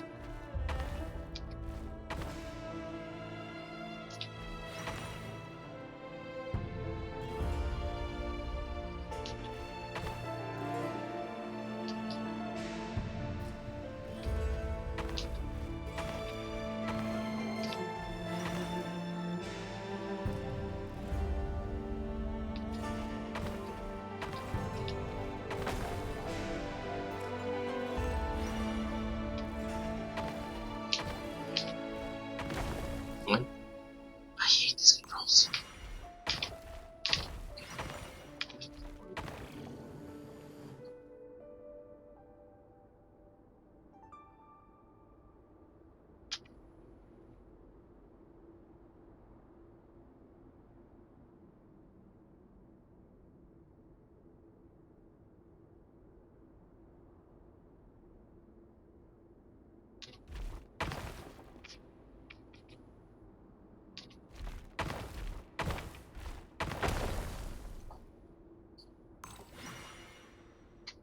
Okay. That's not the one. I had to just try everything with that way, so let's do this one.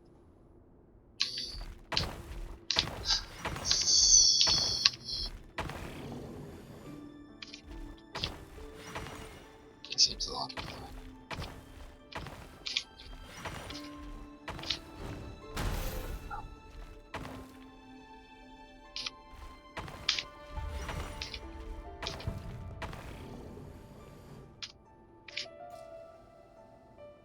I think I fucked up. Yeah, I fucked up.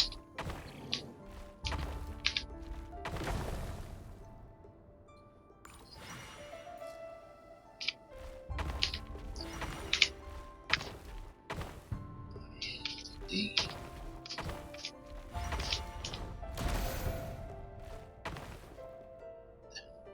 A. S. S. D. Hurry, everyone, and stick to the plan.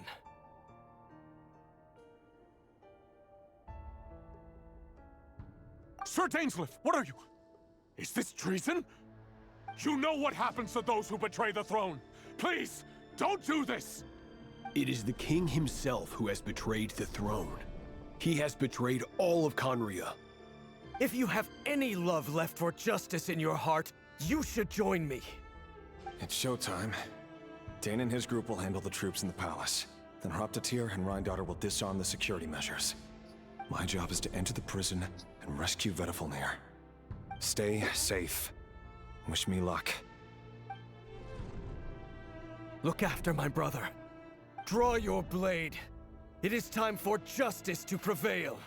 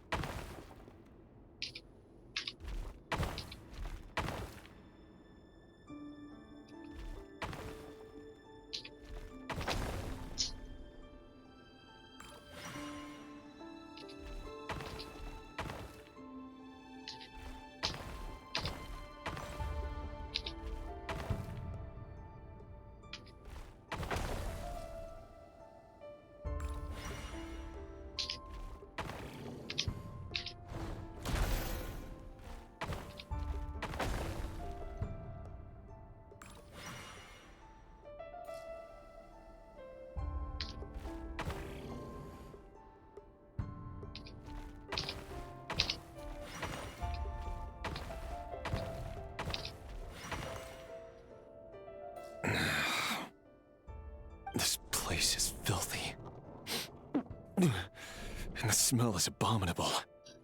Clearly, the king doesn't allow his prisoners a single shred of dignity. This is dire. Found you. Hello, Mr. Vedafilnir. Ah, it's you. Surprised? Oh, wait. I guess surprise isn't an emotion that prophets feel very often. I certainly felt some surprise in the moment when I was blinded. Surprise at the king's sheer ignorance. Surprise at just how unfairly this world responds to words of earnest remonstration. I'm curious. What did you prophesize this time? It wasn't a prophecy. It was a word of warning. Someone had to say it. The king has forsaken all reason in pursuit of his obsessions. I simply told him that if he continues on this path, Khaenri'ah will surely fall. But he didn't listen. Worse still, he stabbed you in both eyes and locked you away. Dane asked for my help. The court is in complete chaos now, but I'm sure you predicted that. Everything is transpiring as I foresaw, yet I am powerless to change it. Fate is an immutable force. I can but lament as the inevitable unfolds. I do wonder whether giving a man the power to see the future does nothing more for him than slowly crush his spirit. Forgive my curtness, Vedafilnir, but the king did not suddenly turn on you today. His suspicions have been brewing for a long time. You can't have wisdom beyond the reach of your fellow man without attracting his fear and suspicion. There are things the king does not want to see. So, he doesn't want you having visions of them either. He blinded you because he thought this would make the visions stop. He wasn't entirely wrong. I did indeed lose my power to see the future. Right up until... Until what? Just now. I believe I saw something new. Well, tonight could go a lot of different ways. 5 of us banded together to storm the palace, also we could rescue you. This will go down as the most tumultuous day in Khaenri'ah history. I sense hatred in you, but also hope. A desperate hope that with the tyrant deposed, that will be the end of the story. But this is not the end. It is the beginning of a new chapter, in a whole new story. There are many men of honor and courage in this world, Rerir. But you are not one of them. You're not here for justice, are you? You're here for yourself. Is that a dagger? Interesting. Why not the polearm? It was always your weapon of choice. With your abilities, I don't doubt that you were able to recover some of your sight. But I also doubt that you want to make an enemy of me right now. Of course not. We're on the same side, aren't we? We could be. But I need you to be honest with me, Vedafilnir. At this point, you're my only hope for the future. You mean your future? With your beloved, Felindis? Yes. And I know there are bigger things at stake here. A dynasty, a nation, maybe the entire world. But forgive me, I care first and foremost about myself. I can't abandon the one I love to save myself. I just can't do it. But you see a broader picture of the future than I. You see the solutions to the biggest problems of our age. So tell me, what is my solution? What's the answer? In matters of fate, answers are either right or wrong. What will be and what will not. Maybe you are willing to pay a certain price in the pursuit of happiness, but unfortunately, fate does not negotiate. That is the cruelest thing about fate. It is unmoved by your sacrifices. That can't be true. I know it's your voice that I keep hearing in my head, urging me to see how the world is changing, to seek more power, so I can protect the things I love. You show me disaster, but you won't show me how to avoid it? Why? Why are you doing all this? My voice. In your head.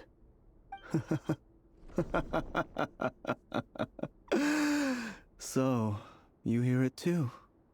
The voice that steals your mind, gains your trust, and drives you crazy. It turns out that we are not so different, you and I. Vedifilnir just broke into the strangest smile I've ever seen in my life, as if he'd discovered some monumental secret. But then he suddenly switched to looking extremely weary. Very well then. My advice to you is as follows. You must persevere. Whatever trials and tribulations you may face, be steadfast in the belief that they are your path to the future. For as long as you live, your story with Thelindis shall not come to an end. That is the only chance you have of fighting back against fate. It is up to you whether you believe my words. Regardless, that is all I will say on the matter. I have no right to intervene any further. I will hold you to your word. Thank you for setting me free. In return, I will tell you one more thing that you cannot afford to ignore. Just then, a strange wave of energy rippled through the city. We had no idea what it could mean. If I were you, I would head to the Universitas Magistrorum. The Universitas? Oh no! I'm sure we'll be seeing each other again very soon, Rerir. Whatever Vedifilnir said, I didn't catch it. I didn't even help him out of the prison. There was no time to lose.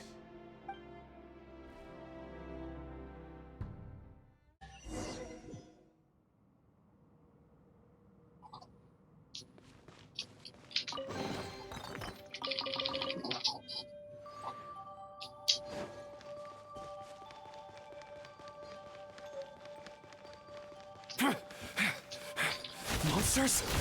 Is this Rhindotter's doing? Or the Universitas Magistrorum? Out of my way!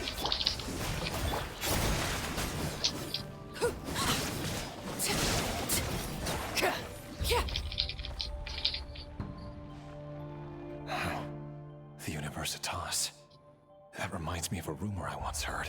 Allegedly, the king installed secret mechanisms in the palace and around the city. No one knows where they are or what kind of power they hold. But if they were ever gonna activate, it would probably be on a night like tonight. Help! Help! Hold on! Don't let them anywhere near you!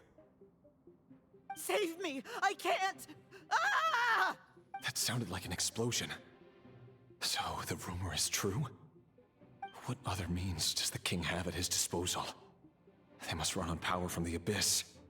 And given it's a major center of Abyss research, anyone over at the Universitas will be in grave danger. I have to hurry!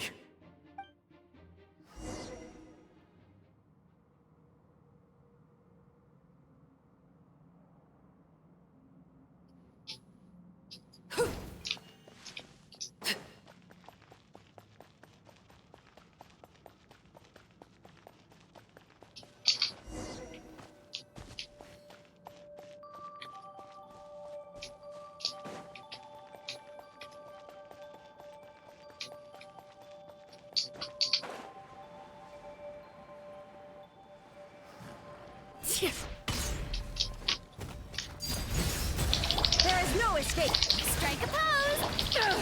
To ashes!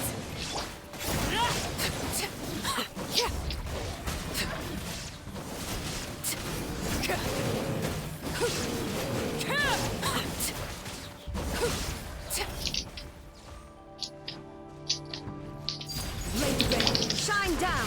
Yoo-hoo! Let the world come alive!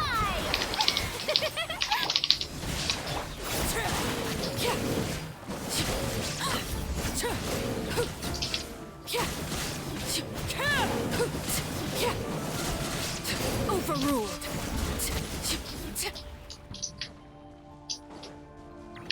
This is where you fall. Strike a pose! Illusion shattered! Inazuma shines eternal!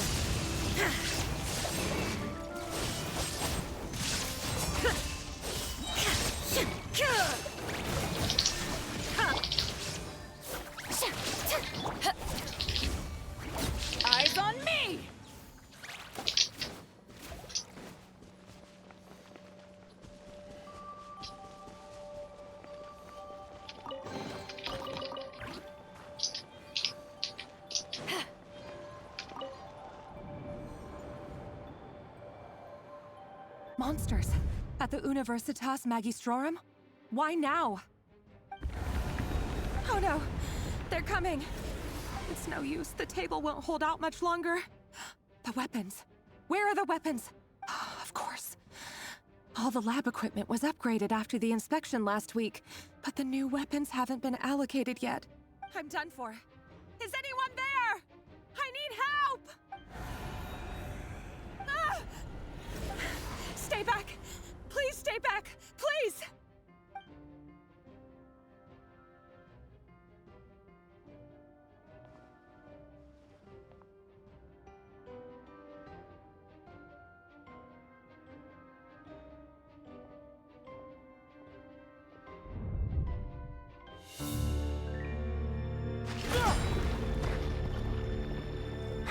What's that? Rear. So the rumors about your work are true. What?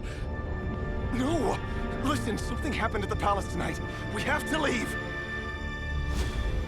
You don't need to lie to me anymore. What do you mean? I know why you're worried, and I will respect the decision you've made. But it's okay, because I found a solution.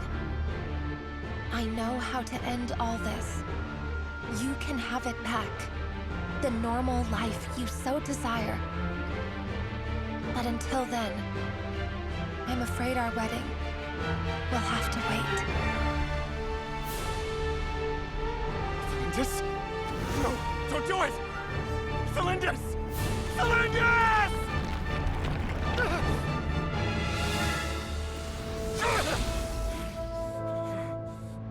I told you, Rerir. Let her go. You will find someone better. No! No, I won't do it! I have to save her! By what means exactly? A lowly pawn.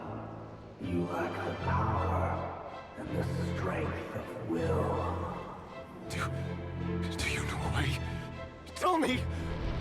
Come to the palace. Join us.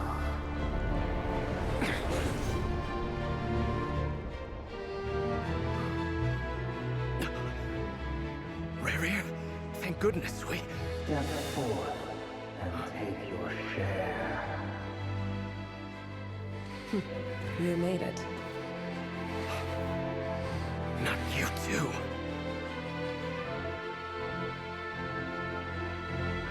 Hatred or grief, despair or desire. We all have our own.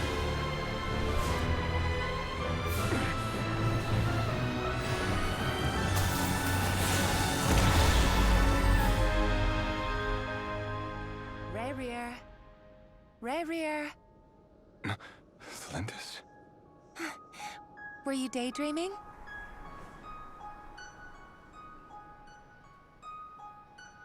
You still remember, Rerir? That question you asked me a couple of weeks ago? Oh. You mean the proposal? Yeah. I'm wondering, where do you think would be a good place to discuss it? Maybe in the garden? Or were you thinking a fancy restaurant? It's your choice.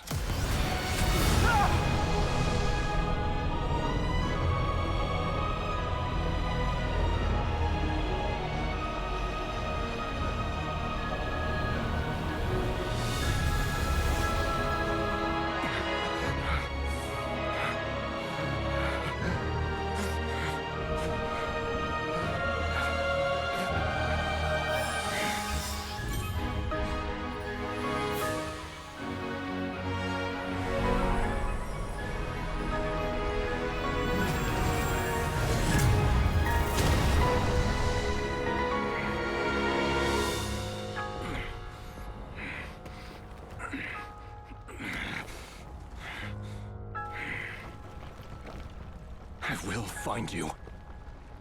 And then... you can give me your answer.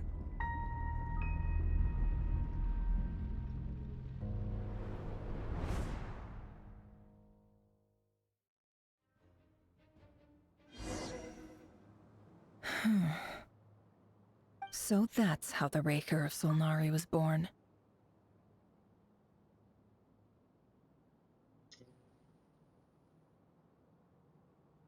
Yeah, understandable. Let's be honest, bro. Let's be honest. You and I would do the exact same thing. Am I wrong?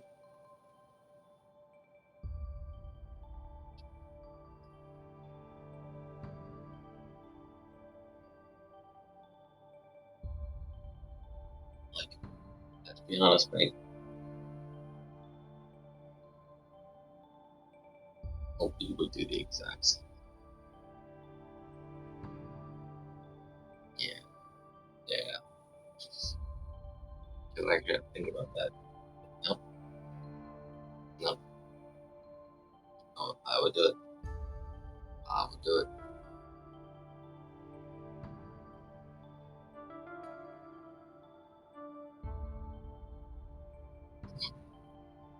It's just as bad as literally restarting a timeline of a auto-apocalypse. Literally just touching the tree of an imaginary tree to save his waifu.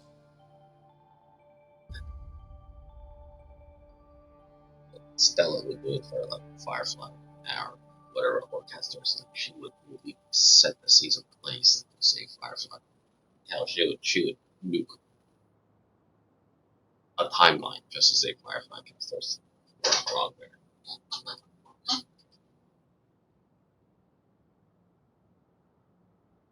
Would I actually submit myself to the abyss, become a sinner, Conrad, just to have my girlfriend, just to have like her with me? Yeah, yeah, yeah. I would actually do it. I would actually do it. Yeah, no hesitation. Yeah.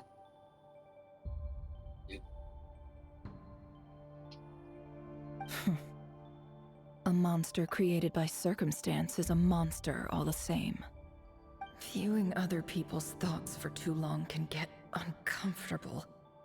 Right now, I'm feeling a strong sense of loathing. In a nutshell, the story of Conria is what happens when the truth falls by the wayside.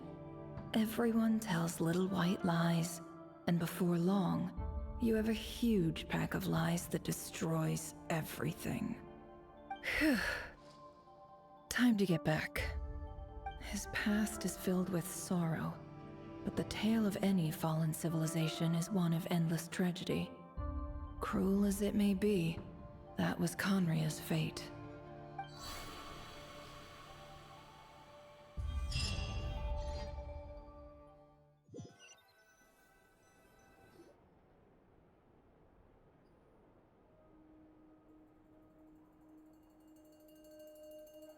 Everyone, I'm back. Can I get a standing ovation? Never! How are you holding up? Feeling okay? She's fine. Boss is a pro. Yes, I'm fine. You will have seen the events of Rarir's life through my thoughts. It's now clear that he is just a regular nobody, driven by personal tragedy, as he said himself. I mostly agree. There's only so much we can know about him from his memories alone, but they did give us a clear glimpse into his life in Conria. However, I would not consider Rarir to be a nobody. He was deeply involved in the events of that era. Yet, when the catastrophe of a generation strikes, nobody is safe. Sounds to me like you're speaking in riddles again. Is this you urging me not to abandon the people of Nodcry in their hour of need? That's not what I meant. Although I do hope you choose to remain a part of the plan. Without you, the mission ahead will be all but impossible. Then try to remember that I respond better to the carrot than the stick. And I don't appreciate being bossed around. Now, as for you, Missy, you were excellent. You stuck to the rules of the ceremony and kept your mouth shut the entire time. Bravo. Cool! So, can you fill me in on the deets now? Most of what I saw went right over my head. Patience. You'll hear the whole story, don't you worry. But let's meet up with the others first. It will save me narrating it twice. Yehoda? Yes, boss! Let me get that door for ya. That's more like it. For a moment there, I was worried you'd forgotten about the first clause of your employment contract. Forgive my curiosity, but what does the first clause say? It says I gotta do the annoying stuff that boss is too lazy to do for herself. Like opening the door, pouring the tea, yada yada. Is that right? If something is in the contract, it's because she willingly agreed to it. Rest assured that the Curatorium abides by the very strictest of labor policies. You don't seriously think I'm cruel enough to treat her like my slave? In any case, I've hardly shied away from my share of the work today. Hope I don't catch Flintz and Varka lounging about in their chairs, enjoying a leisurely cup of tea. There's nothing I dislike more than other people enjoying themselves while I'm hard at work. Please don't tell me I'm going to see that.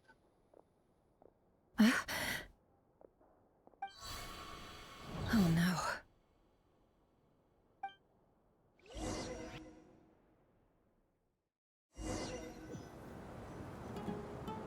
Sorry to disturb you, but we seem to have run into some trouble. Evidently so. Don't worry, I'm not about to leave you to fend for yourselves. I'm not that kind of boss. And it would go against the Curatorium's labor policy. I'm sorry? What did you hear me say? I wasn't talking about labor policy. Wait. How long have I been standing here? Not long. You just appeared by the door a moment ago.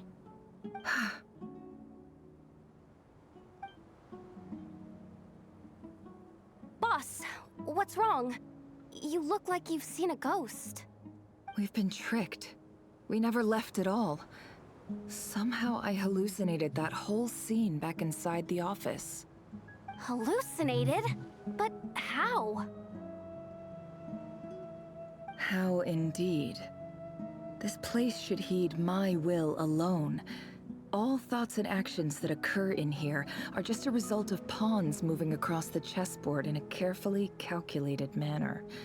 And nobody has access to this chess set but me. So you control everything in here? More or less. But yes, it's a special technique of mine. Has anything like this ever happened before? Only once. It was the first time I used the chess set.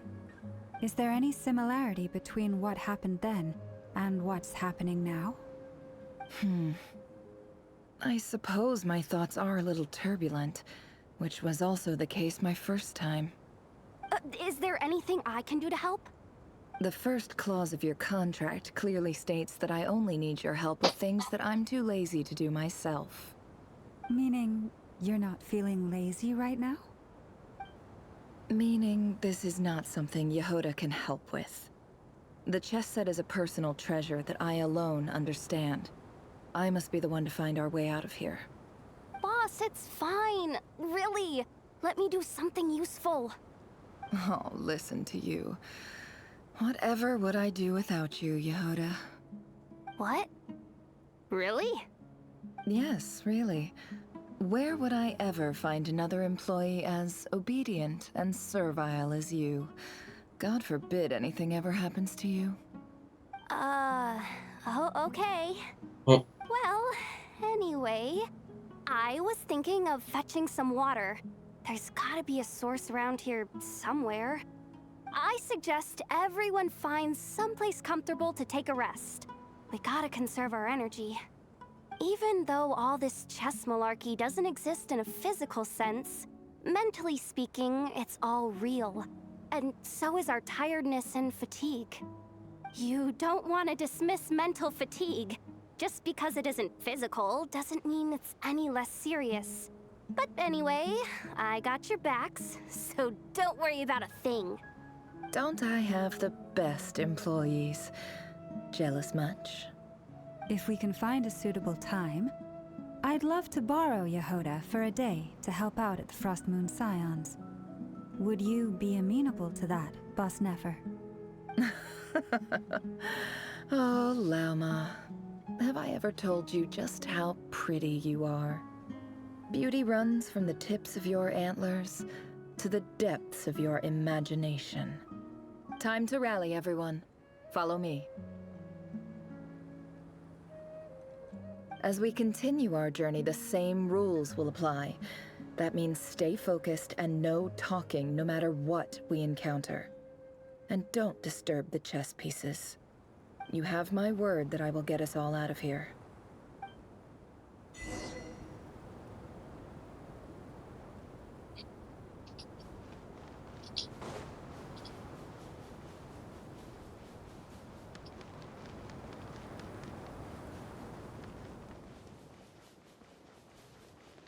Sumer. This place looks familiar. That's not a good sign. There's someone... I wasn't expecting visitors at this hour. Wait, is that? Oh, it's him. There you are. Sinue's been looking for you all day. I think he has some news for you. Oh yeah? What were you doing just now, Uncle Retinue? Hiding away some more loose change? I know I saw some Mora. What do you mean loose change? Oh, come on, I'm too old for this. Just pretend you saw nothing.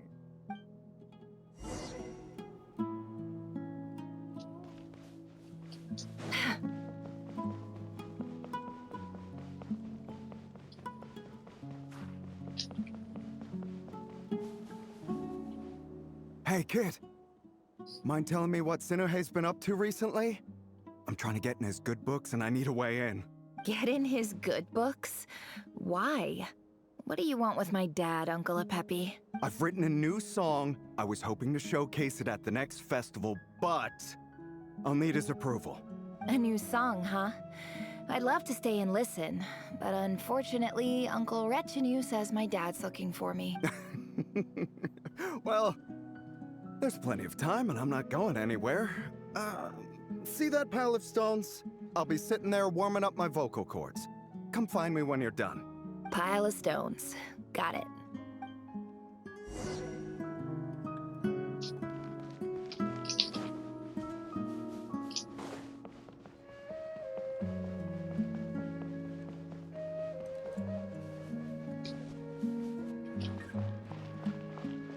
Hi, Dad. Uncle Retinue said you were looking for me. Ah, there's my little princess. If you'd gotten back just a little sooner, you could have shared the spoils of war with me. Spoils of war? Who were you fighting against, Dad? It was just a figure of speech. The aftermath of a sandstorm is no time to be waging war. I was talking about our war against thirst. I went out to fix our water supply problem, and now I'm back. Which means... We have a well again! That's right. I found a new one and brought back as much water as I could carry. It should last us for a good while. If it wasn't for these blasted sandstorms, our wells wouldn't be caving in. You wouldn't be spending all your time out searching for new water sources.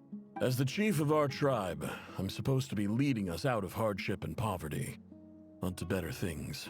You know how prosperous our ancestors were. I've told you all the stories. And look at us now. Squeezed into these hovels. No one would choose this, if it wasn't for the endless wars over the years. But things are looking up. I started working with some folks from the academia a few months back.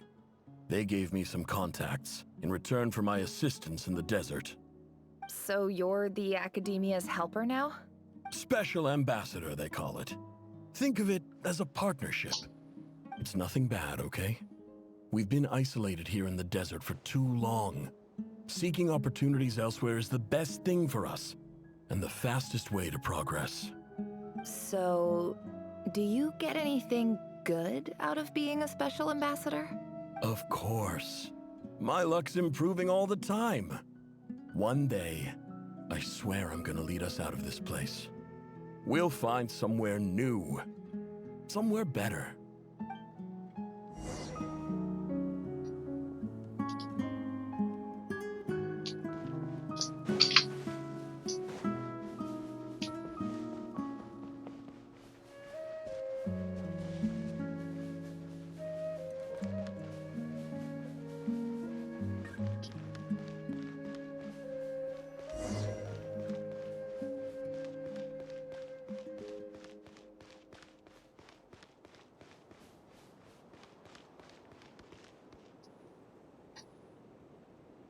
That's our well, and you know it. You stole from us. Well, you've gone from chief to thief, and now you have to face the consequences. Did you really think you could take our water without permission and get away with it? You're either brave, stupid, or both. And that special ambassador act? Yeah, nice try. We spoke to the academia. They said it was all news to them. You're a liar and a cheat!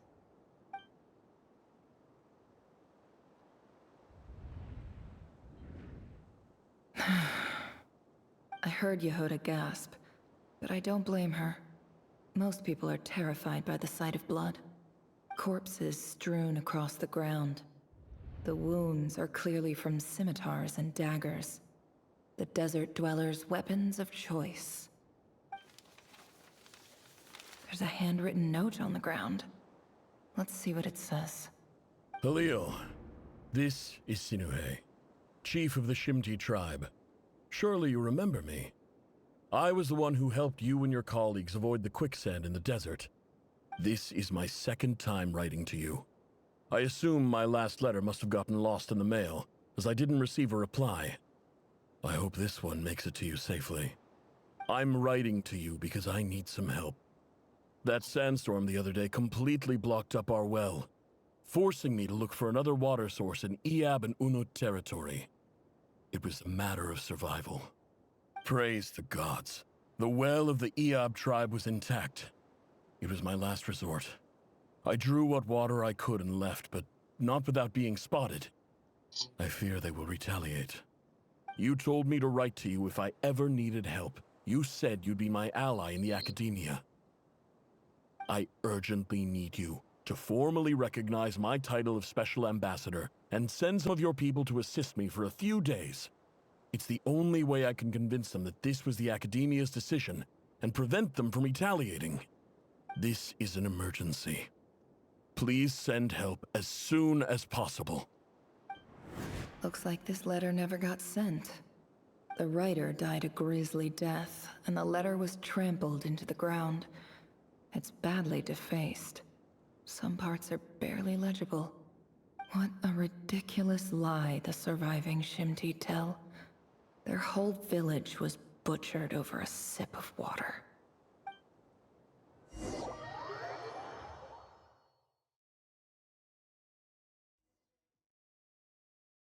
Ah, officer. Welcome. Welcome to our humble village. I thought you would at least have the courtesy to provide some respectable libations. This is the finest wine our village has to offer. I promise.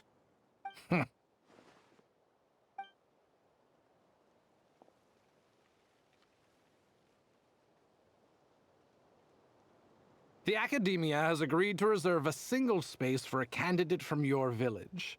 But I remain skeptical of this entire endeavor. I highly doubt anyone in this desert possesses serious academic potential. Please, have faith. If not in us, then in our god. The child we found shows great promise. I beg you, take her away from this place. Give her a chance. Don't let her talent go to waste. I don't recognize her. New arrival? She showed up here a few days ago and we took her in. She's a really bright kid. Please help. I'm begging you. So, where are you from? Nowhere special. Just a sand dune. What about the rest of your family? How many of you are there? Just the one. It's only you? Correct. So, no brothers, no sisters, no mother or father? Any who have slept on a bed of sand, I call my brothers and my sisters. Apart from that, I have no family. All right. Get over here. Sign your name on the form.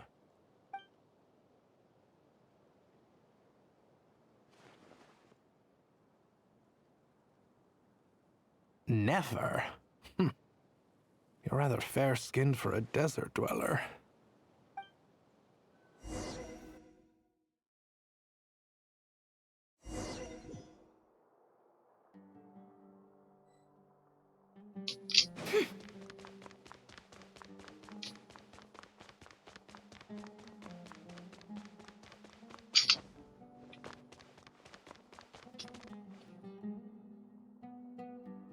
Nefer, this term's assignments have been issued already. Please read through the materials thoroughly, conduct your own additional research, and then write an essay on the topic. Yes, Professor, I'm aware. I just had a couple more questions I wanted to get your perspective on. Oh? Please ask away. Well, I saw the other students' problem sheets, and I couldn't help but notice that my assignment is much easier than theirs. Do you really think I'm a weak student? A weak student? Goodness, no. Quite the opposite. You have a sharp mind, almost too sharp. I think what you're saying is, a weak student wouldn't have noticed the discrepancy. And if they did, they certainly wouldn't complain about the lighter workload. You see, sharp as they come. You see things the way they are, and I'm sure you know why they're like that. Because of where I come from. Because I'm different. I'm sorry, Nefer. I don't like it any more than you do. It's just... Anyway, you said you had a couple of questions. What's the other one? I wanted to check. If someone sent me a letter to the academia, where do I go to collect it? Ah, your family wrote to you. Well, as long as they put your name on the envelope, someone should hand it right to you. Not exactly. It's not even a recent letter. I was just curious where the mail would end up if no one collects it. The House of Dana, I expect. I know there's a box for unclaimed mail somewhere in there, probably sitting on a shelf. Whatever you're looking for, that'd be the place to start. Okay, got it. Thank you, Professor. Oh, don't mention it. Honestly, I feel like I failed you. I'm supposed to be your teacher, but I haven't taught you anything. Hey, don't say that. You're a great teacher, and you do your best for all your students. But the rules are the rules. You're not allowed to teach students like me. It's not just the academia either. The whole world bends over backwards for the successful, and leaves the losers to suffer and die. Oh, my dear child. Don't tell me you've given up on life already. I haven't. I just think that if you want to make it in this world, you have to find a way to become successful.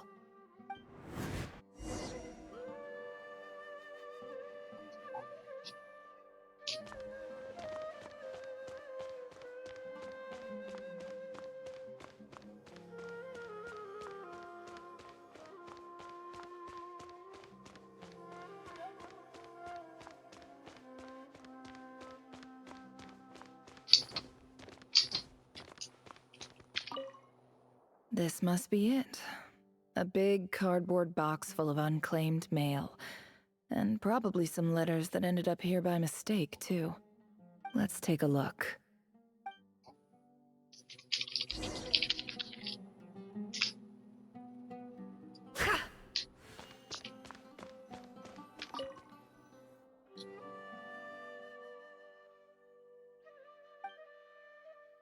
A dilapidation survey from Port Ormos. Looks like it's from a Core of 30 representative. What a strange thought. A bunch of mercs losing sleep over rundown buildings. This one was never even opened. I guess the recipient didn't care what the Core of 30 had to say about anything. Who was it addressed to? I don't recognize the name, but it must have been a Kasharawar professor. This one is addressed to the Immorta Sage. The title is Changes Observed in Satyavada Life Symptoms. Why do all these letters read like full-blown dissertations? Guided by the incense, we became lost somewhere in the forest. All the barriers between levels of consciousness disappeared as our minds soared around in circles, looking for a branch to seek refuge on. In clinical terms, these symptoms fit the description of incense poisoning. The Immorta Darshan strictly prohibits the use of hallucinogenic substances, but I believe there are still people getting away with it. For example, my neighbor who always breaks out into song and dance after using incense. This seems like something the academia would want to know about. Why wasn't it collected? That sounds like Mila. Wait, what's this written on the back? It's so small. The note says, "The sender authored this letter while under the influence of mushrooms. I would send it back, but no return address was provided. Stamped by the Grand Conservator of the House of Dana."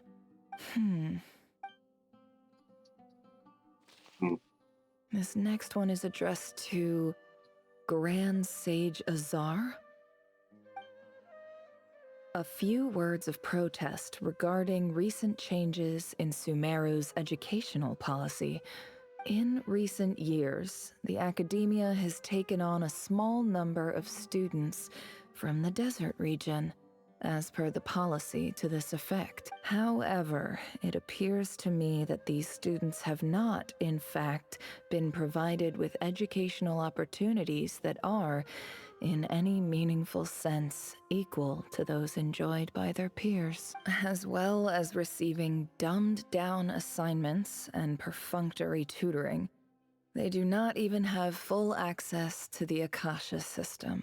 Education is the fundamental purpose of this institution, which should go without saying in a nation whose founding virtues are knowledge and wisdom. I ask you, is the lip service we pay to the policy of education for desert students truly the standard of pedagogy to which the academia aspires? As Grand Sage, policy decisions are your prerogative, but do not forget your roots. You and I were once students too, as was everyone else in this institution. I do hope you will give some serious attention to this matter. I encourage you to discuss issues like this with myself and others, and listen to some alternative opinions. It sounds like Nahida. Great letter. Shame it didn't get to where it needed to go. And the sender is... Huh? Sage Cyrus of Spontamod.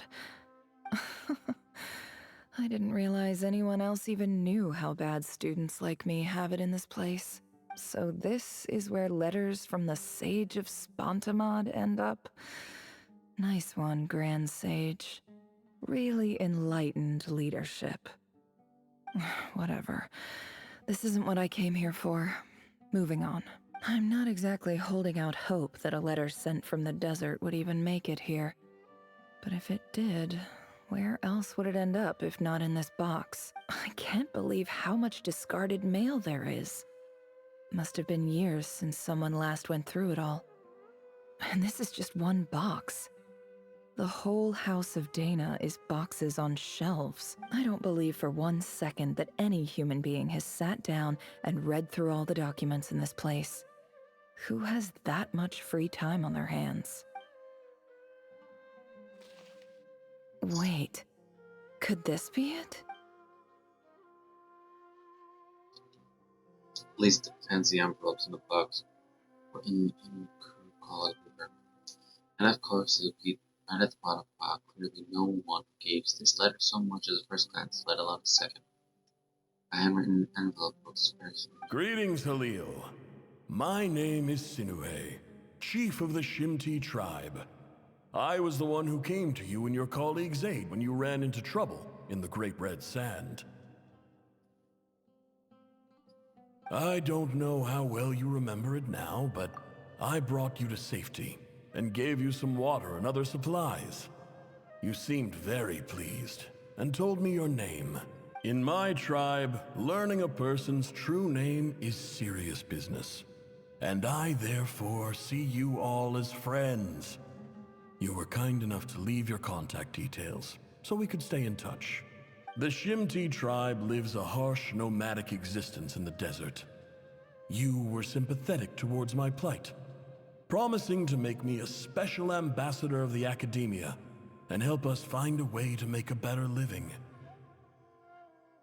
This brings me to my reason for writing. Our tribe has fallen on particularly hard times, and I would like to ask for your assistance. There was a terrible sandstorm a few days ago, which blocked up the well in our land. To ensure my people's survival, I had no choice but to venture into Iyab and Unut territory in search of an alternate water source. The Iyab and Unut are descended from the Thamudians, while we trace our ancestry to Tulatala. We worship the Lord of Flowers and have had relatively good relations with our fellow tribes up until now. I found a well belonging to the Iyab tribe. They declined to help us, but I really had no other option. So I took some water to keep me and my tribe alive. My actions are certain to incur their wrath. When we met, you assured me that you would be my ally in the academia. I would like to take you up on that offer, because I really need your help. I wonder if you could send an academia representative to meet with me. That aside, the last time you were here, you mentioned that the academia had started accepting students from the desert, and I told you a little about my daughter, Nefer. We have next to no resources here in the desert, and my power and influence are limited. Would you consider enrolling my daughter at the academia? She is a smart girl. I know she won't disappoint you. From the outset, the academia never took you seriously. Those things they promised were just empty words. I doubt they even remember the name Sinuhe. And you were so emphatic that your luck had finally changed for the better. You swore you'd lead us to a better place one day. You spoke with such conviction, like you were the most powerful chief in the whole desert. You liar. You lied about everything. You promised the world and delivered on none of it. And who fell for it? Just me, by the looks of it. Despite your best efforts. Which makes you a pathetic liar. You weren't even any good at it. I think I'll take over from here. Let me show you how it's done.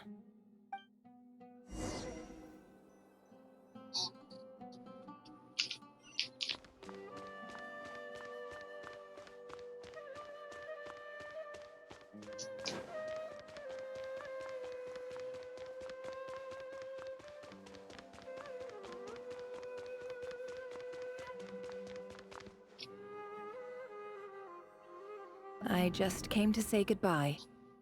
Thanks for everything you've done for me in my time here. Nefer? You packed your bags. Where are you going? I'm quitting. Something's come up in my hometown. Gonna head back and deal with it. Huh? But this was a hard-won opportunity for you. You know that better than I do. It was. But it doesn't matter. I have more important things to deal with, and they can't wait. Oh, and I didn't want to overfill my bags, so I left some incense on your desk.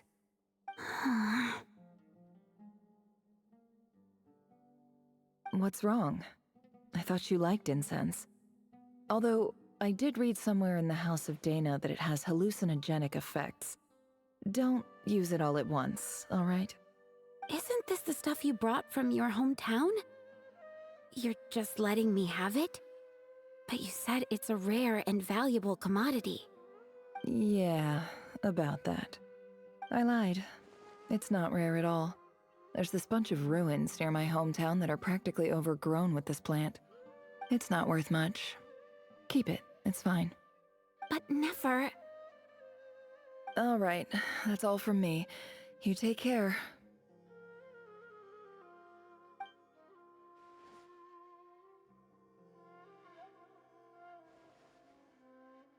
Don't forget me, okay? I mean, we're more than just classmates, right? We're friends. Yeah, I'll remember you. I lied again. That incense is worth a fortune, and it's a rare find even in those ruins. And as for remembering her, I have far too much to do when I get back. No time to reminisce. I'll be lucky if I even make it through this alive. But either way, I expect I'll forget you pretty quickly. But you didn't. Good thing I forgot.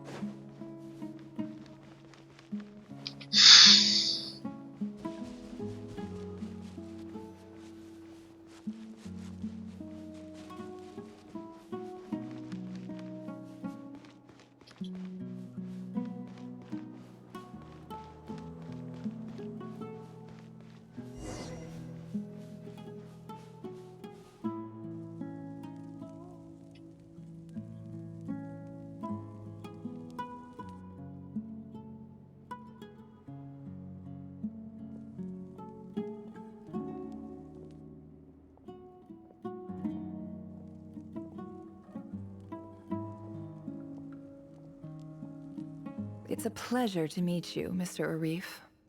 So, what does the Academia want?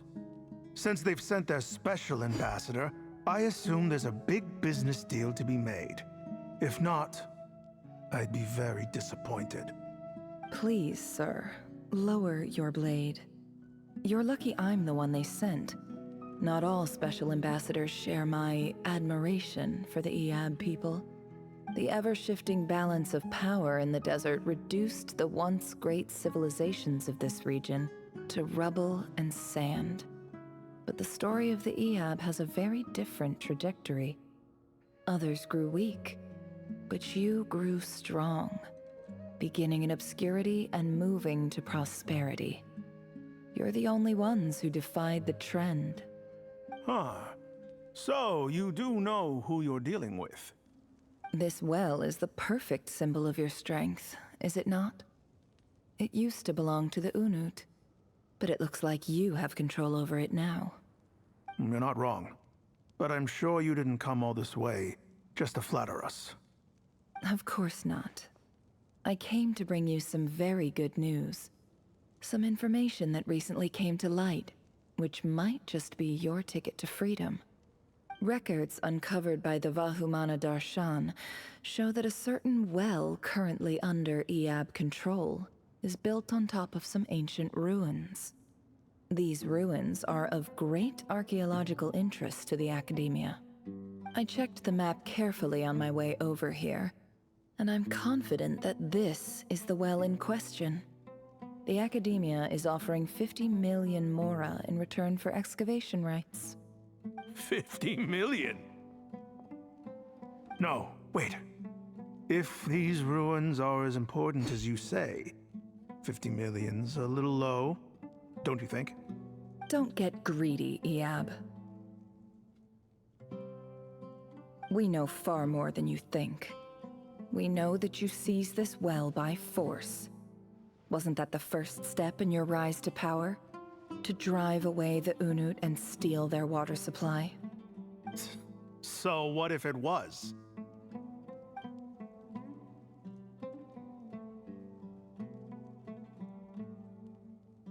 Don't worry. As unscrupulous as it was, it's something we're willing to overlook.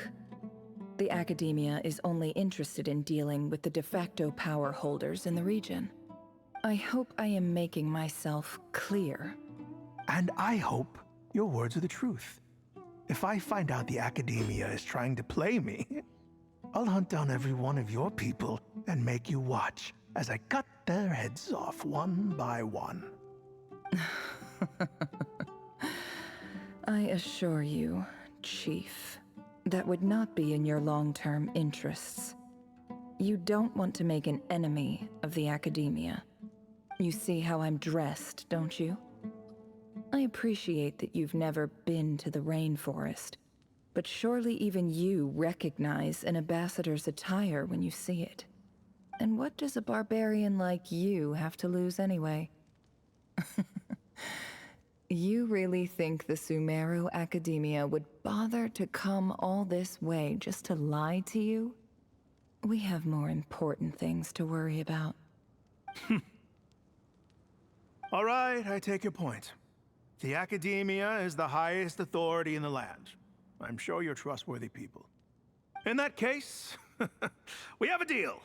We will sell you the excavation rights. I'd like to thank you, Ambassador. This is good news indeed. Excellent news. In fact, it calls for a celebration. Would you do us the honor of staying a while and enjoying some Eab hospitality? Gladly. I am partial to wine myself, and I trust you are as well. So let's indulge in a few drinks together, in celebration of this momentous occasion.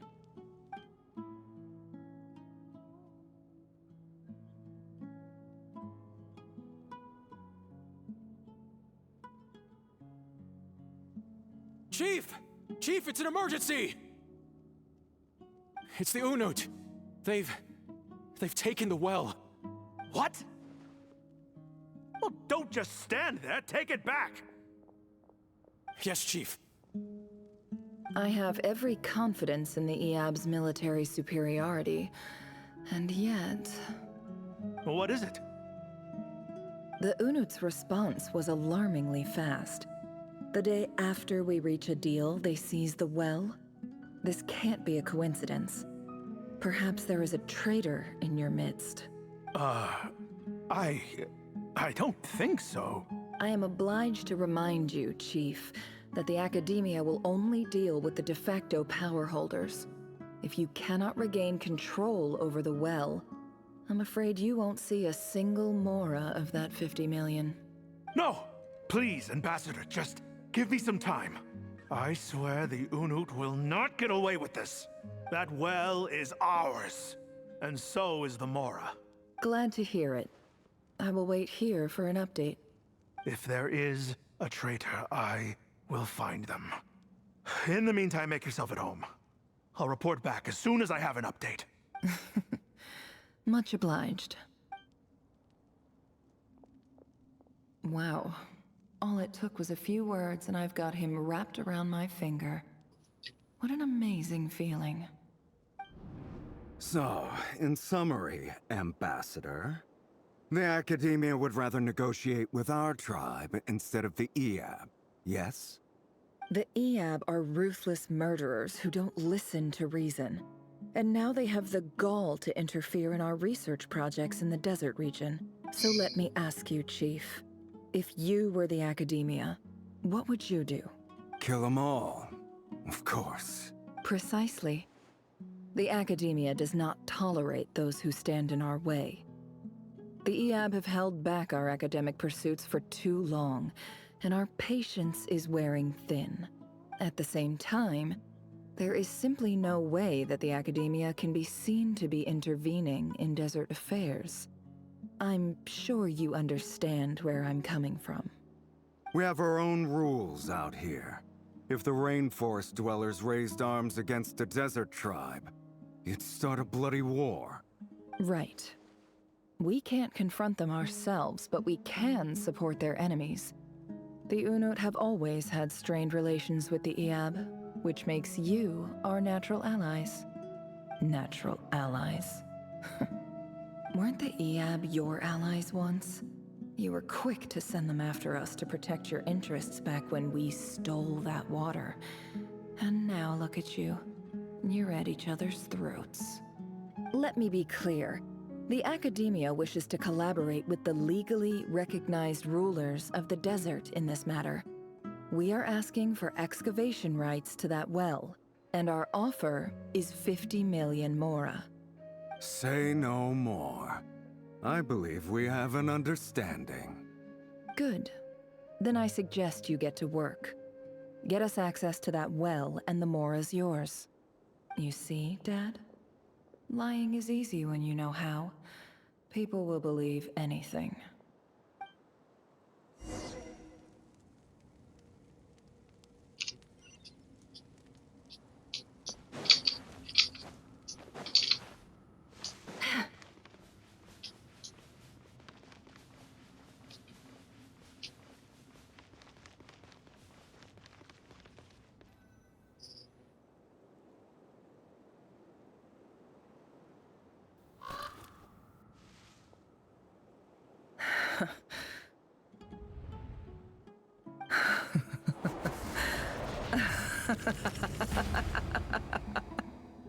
Look at yourselves.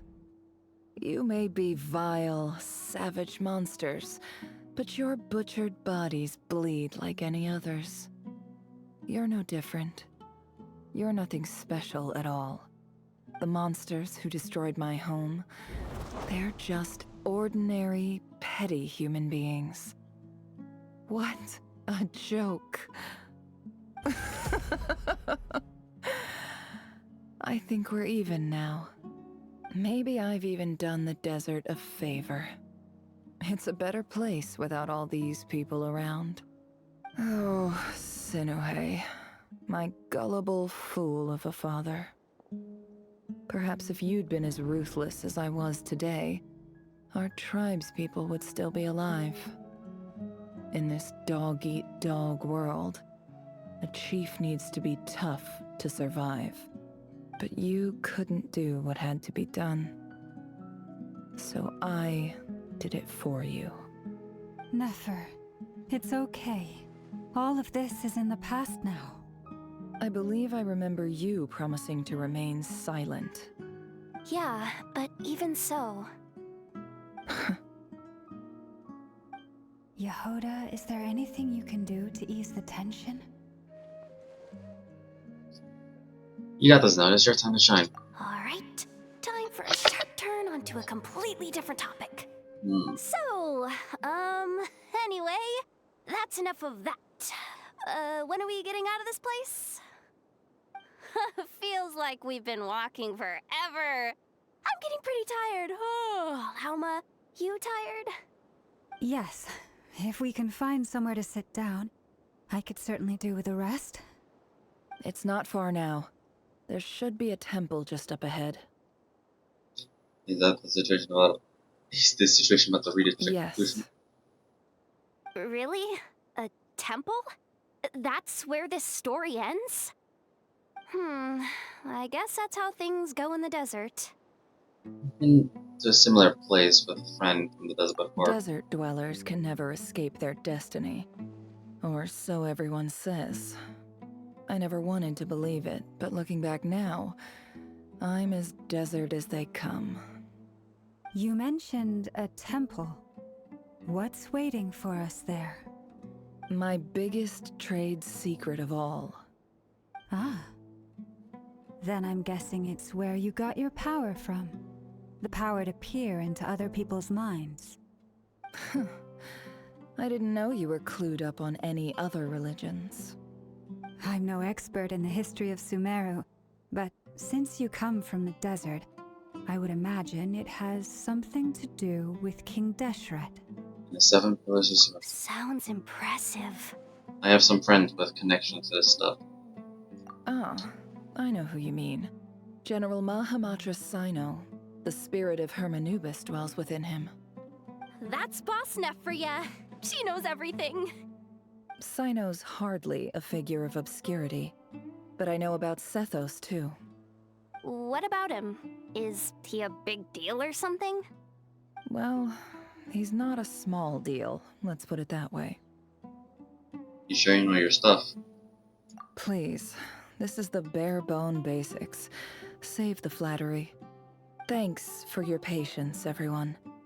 I'm sure it's been a lot to take in. With any luck, that's our exit just up ahead.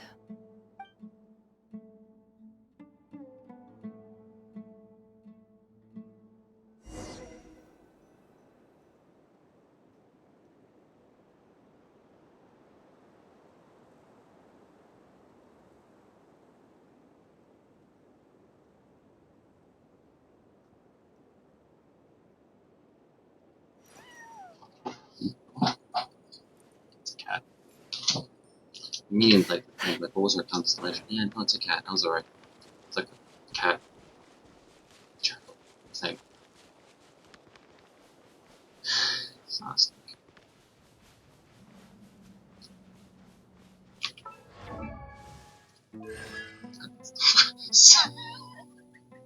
I gave a C3. Okay. Yeah, this is our constellation.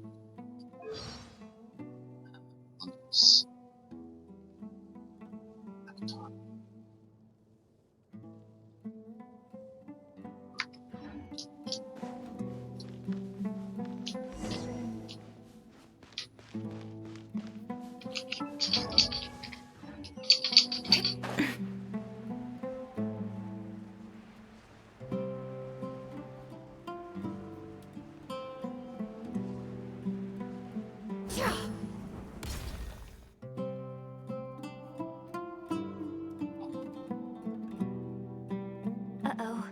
Uh-oh. Uh-oh. I'm totally out of my depth here. I don't have anything to add about any of this stuff. Like, look at that statue, for instance. I want to do the whole name-dropping, this girl knows her stuff thing too, but I've never seen anything like it before. A statue with the head of a bird. Looks like something out of That's Thoth, the Ibis King, one of the 7 pillars of King Deshret. The legends say that he, the Crocodile King, and the Goat King were the 3 retainers of King Deshret. Let's take a look.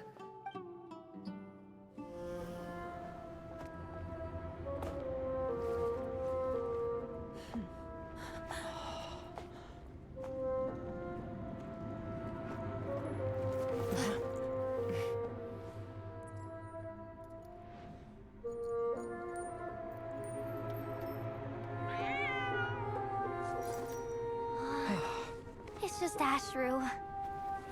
So, all is well?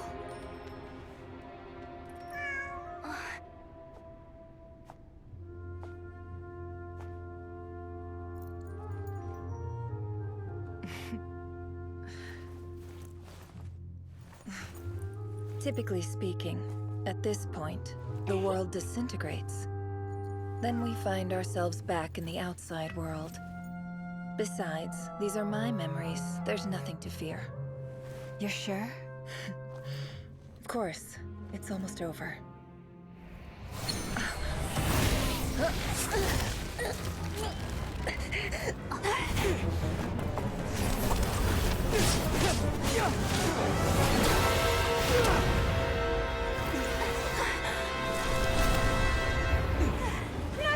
Hold on.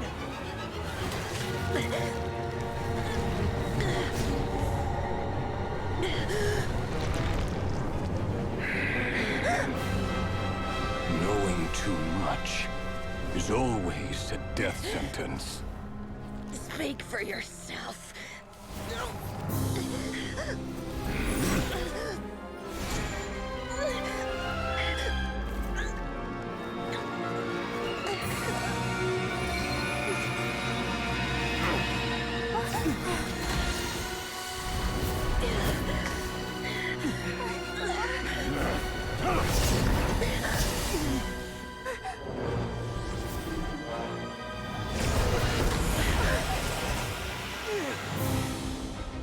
How repulsive.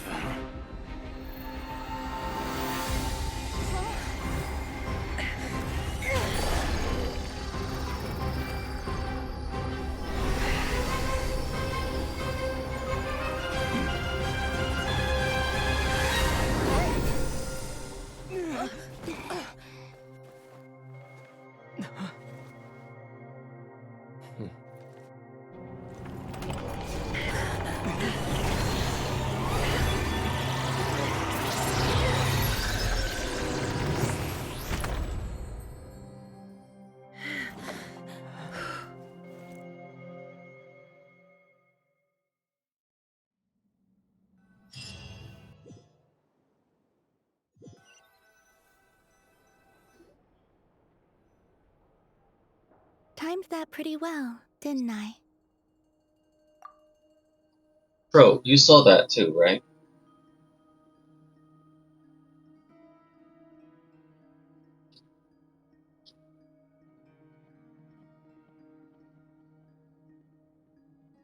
I hope it is. It's okay. I'm just glad no one was hurt. Paimon noticed you doing something too, Dainsliv. Were you helping get them out?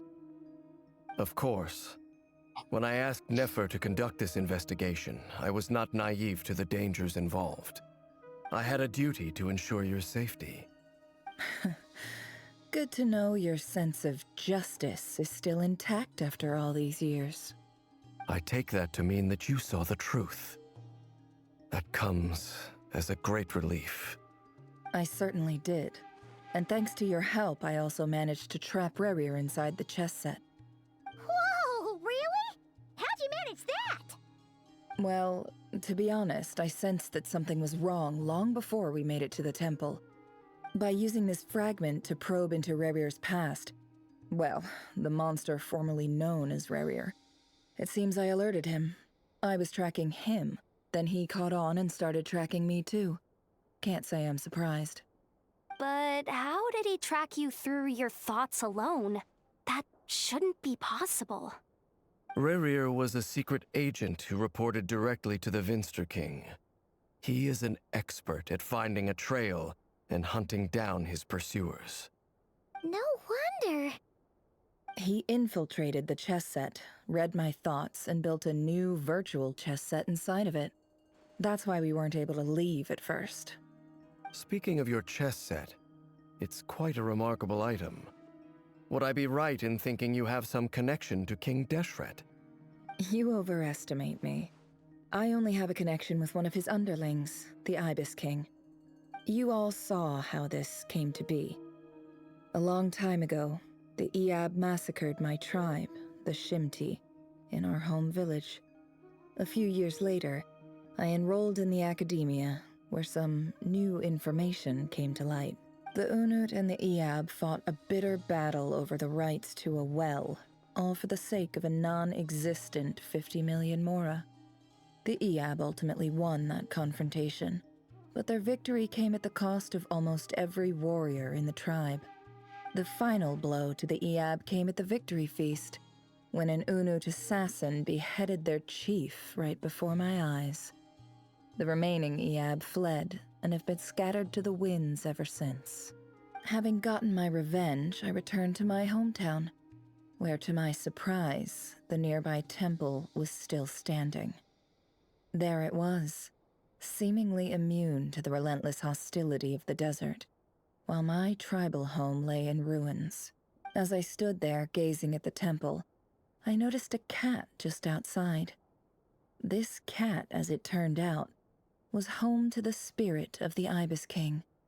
He led me to a gate deep inside the temple, and there he made a deal with me. This chess set is my gift from the Ibis King. The chessboard within is made to the same specifications as the one in the mausoleum of King Deshret, and represents his power of piercing analysis. With this chessboard in its container, I gained a certain ability to perceive hidden secrets. Now, you could conclude that the Ibis King simply wanted to give the people of this world the power to seek the truth, but I don't believe that's the full story. Every god plays favorites. Their hearts are as fickle as any humans, full of secrets, perversions, egotistical tendencies. But precious few gods are willing to admit this. It is the same with all powerful forces, including fate itself. Their gaze falls preferentially upon a select few. As you rightly point out, this is an act of favoritism. If you're alluding to the Abyss, then yes, I agree. Gather the others. It's time to share everything I've learned.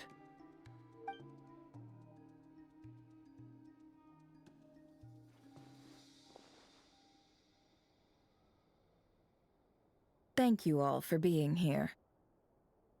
As promised, I did some further investigating into the Raker of Solnari's background. I am pleased to report that the investigation has been most fruitful indeed. The Raker of Solnari, real name Rerir, was once a Conrian subject who served the Vinster King. I will now share the important details of his story. Please save any questions or comments for the end. Nefer narrates Ritter's backstory to the group.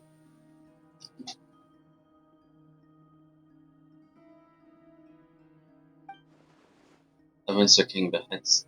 He gathered intelligence of the descendants of the Crimson Moon Dynasty unwillingly down his beloved kings, who was secretly a Crimson Moon heritage, then got dragged into the court politics.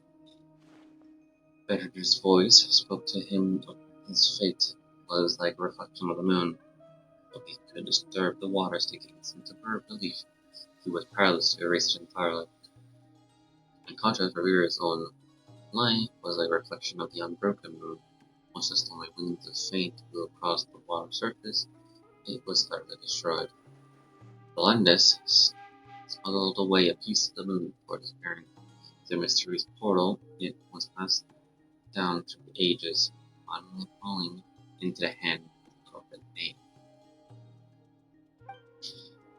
But what lies on the other side of the portal?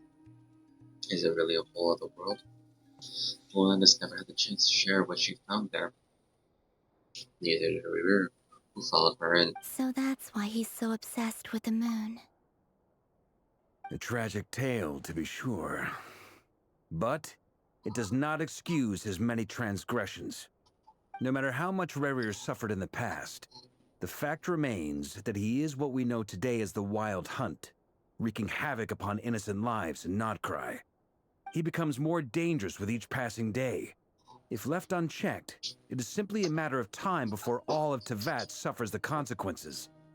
This is a threat that the Knights of Favonius cannot ignore. A question for Miss Columbina.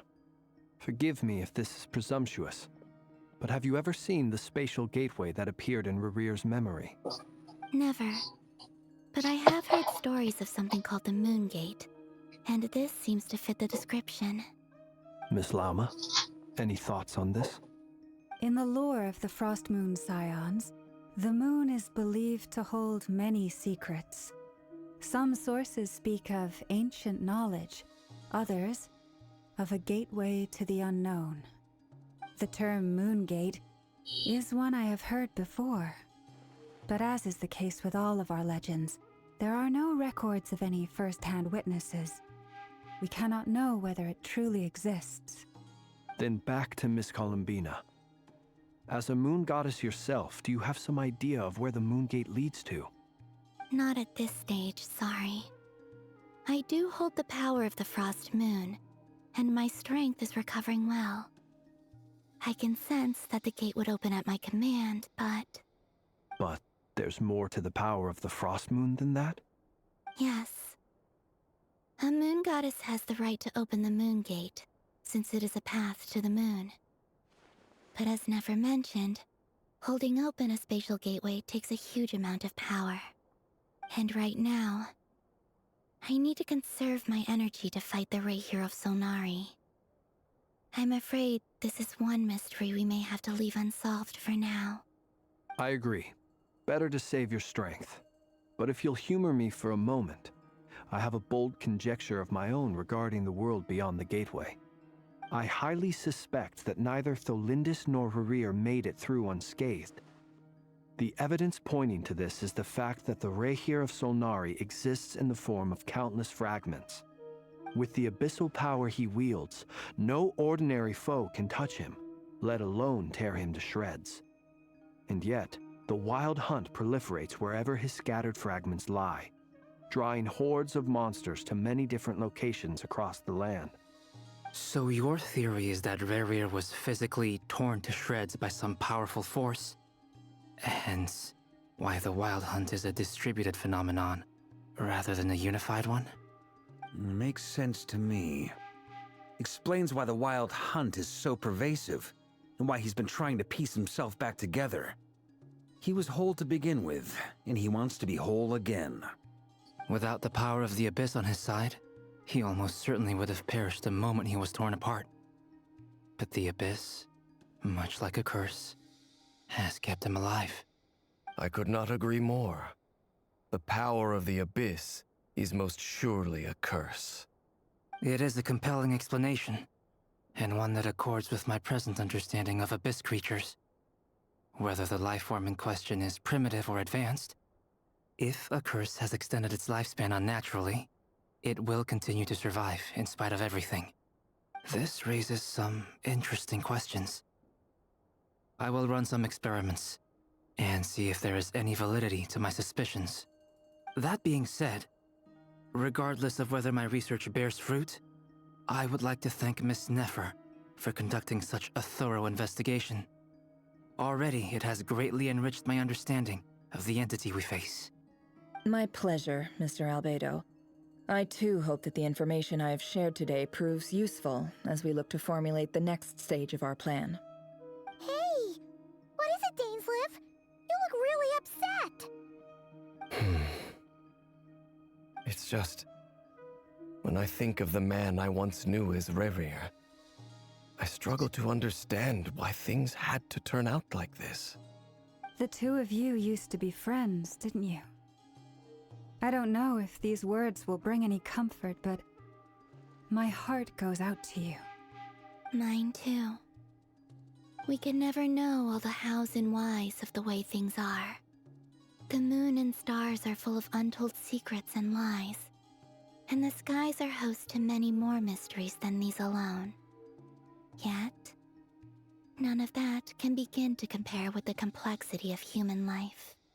Those are the first comforting words I've heard in a long time. Thank you, both.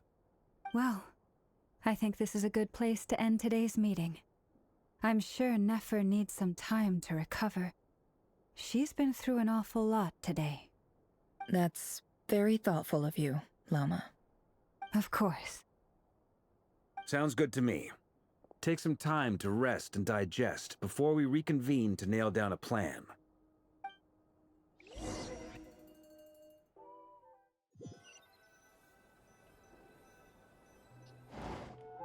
Hey, is this a bad time? Hope I didn't kill the conversation. No, it's fine. Come on. No need. Come on, let's talk outside.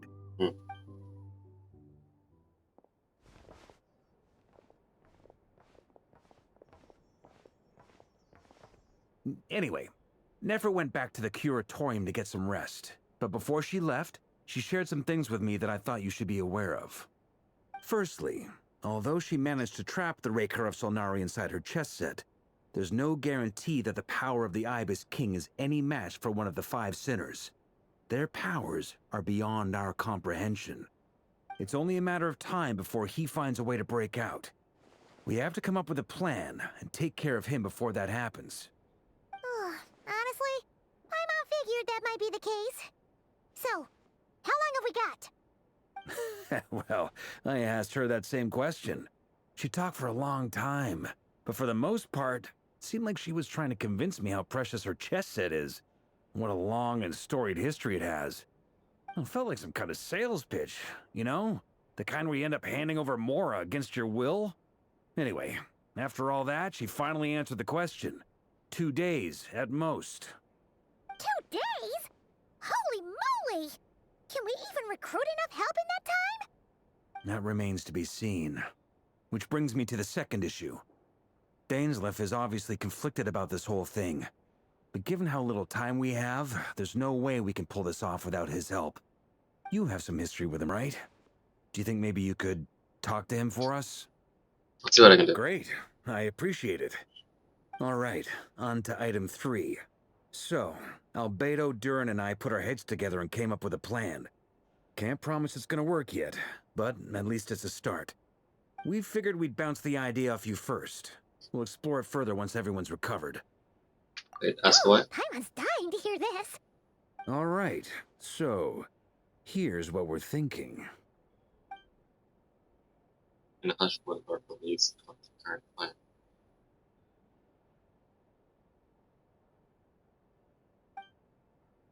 It's a shock, but nothing can phase the greatest traveler, and the greatest traveler that I find. Okay. didn't take you long to get behind. We felt a little uneasy about roping you into this. I mean, firstly, you're not locals, and secondly, none of us are your boss. You're well within your rights to refuse if you so choose. Roping us in? Why would you even say that? We know the stakes here.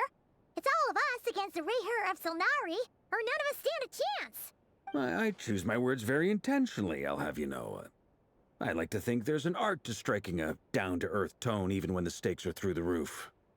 Sir Varka, I have a few thoughts about this plan. I'm all ears. I think we can be more flexible with how the roles are allocated. In my view, the most sensible lineup would be like this.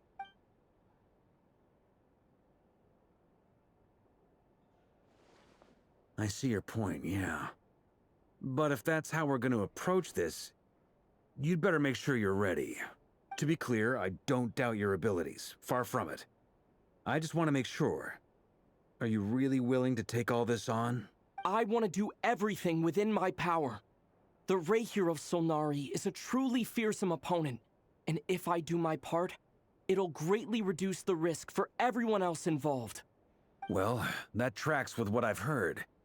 Jean's mentioned in her letters that you're so diligent it's almost abnormal.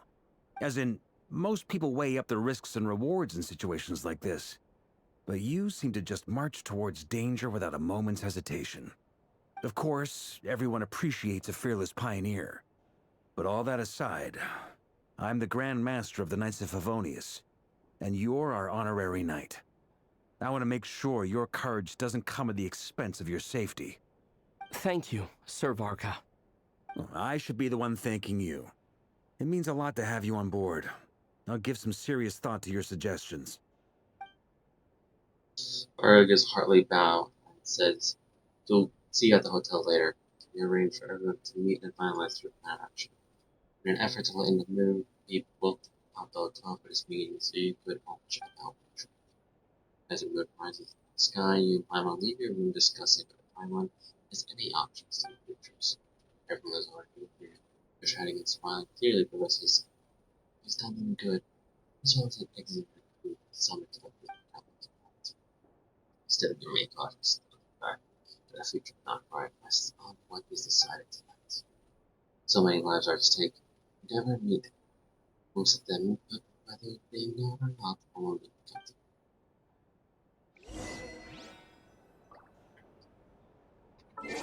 Too many faded black strands, Jesus Christ.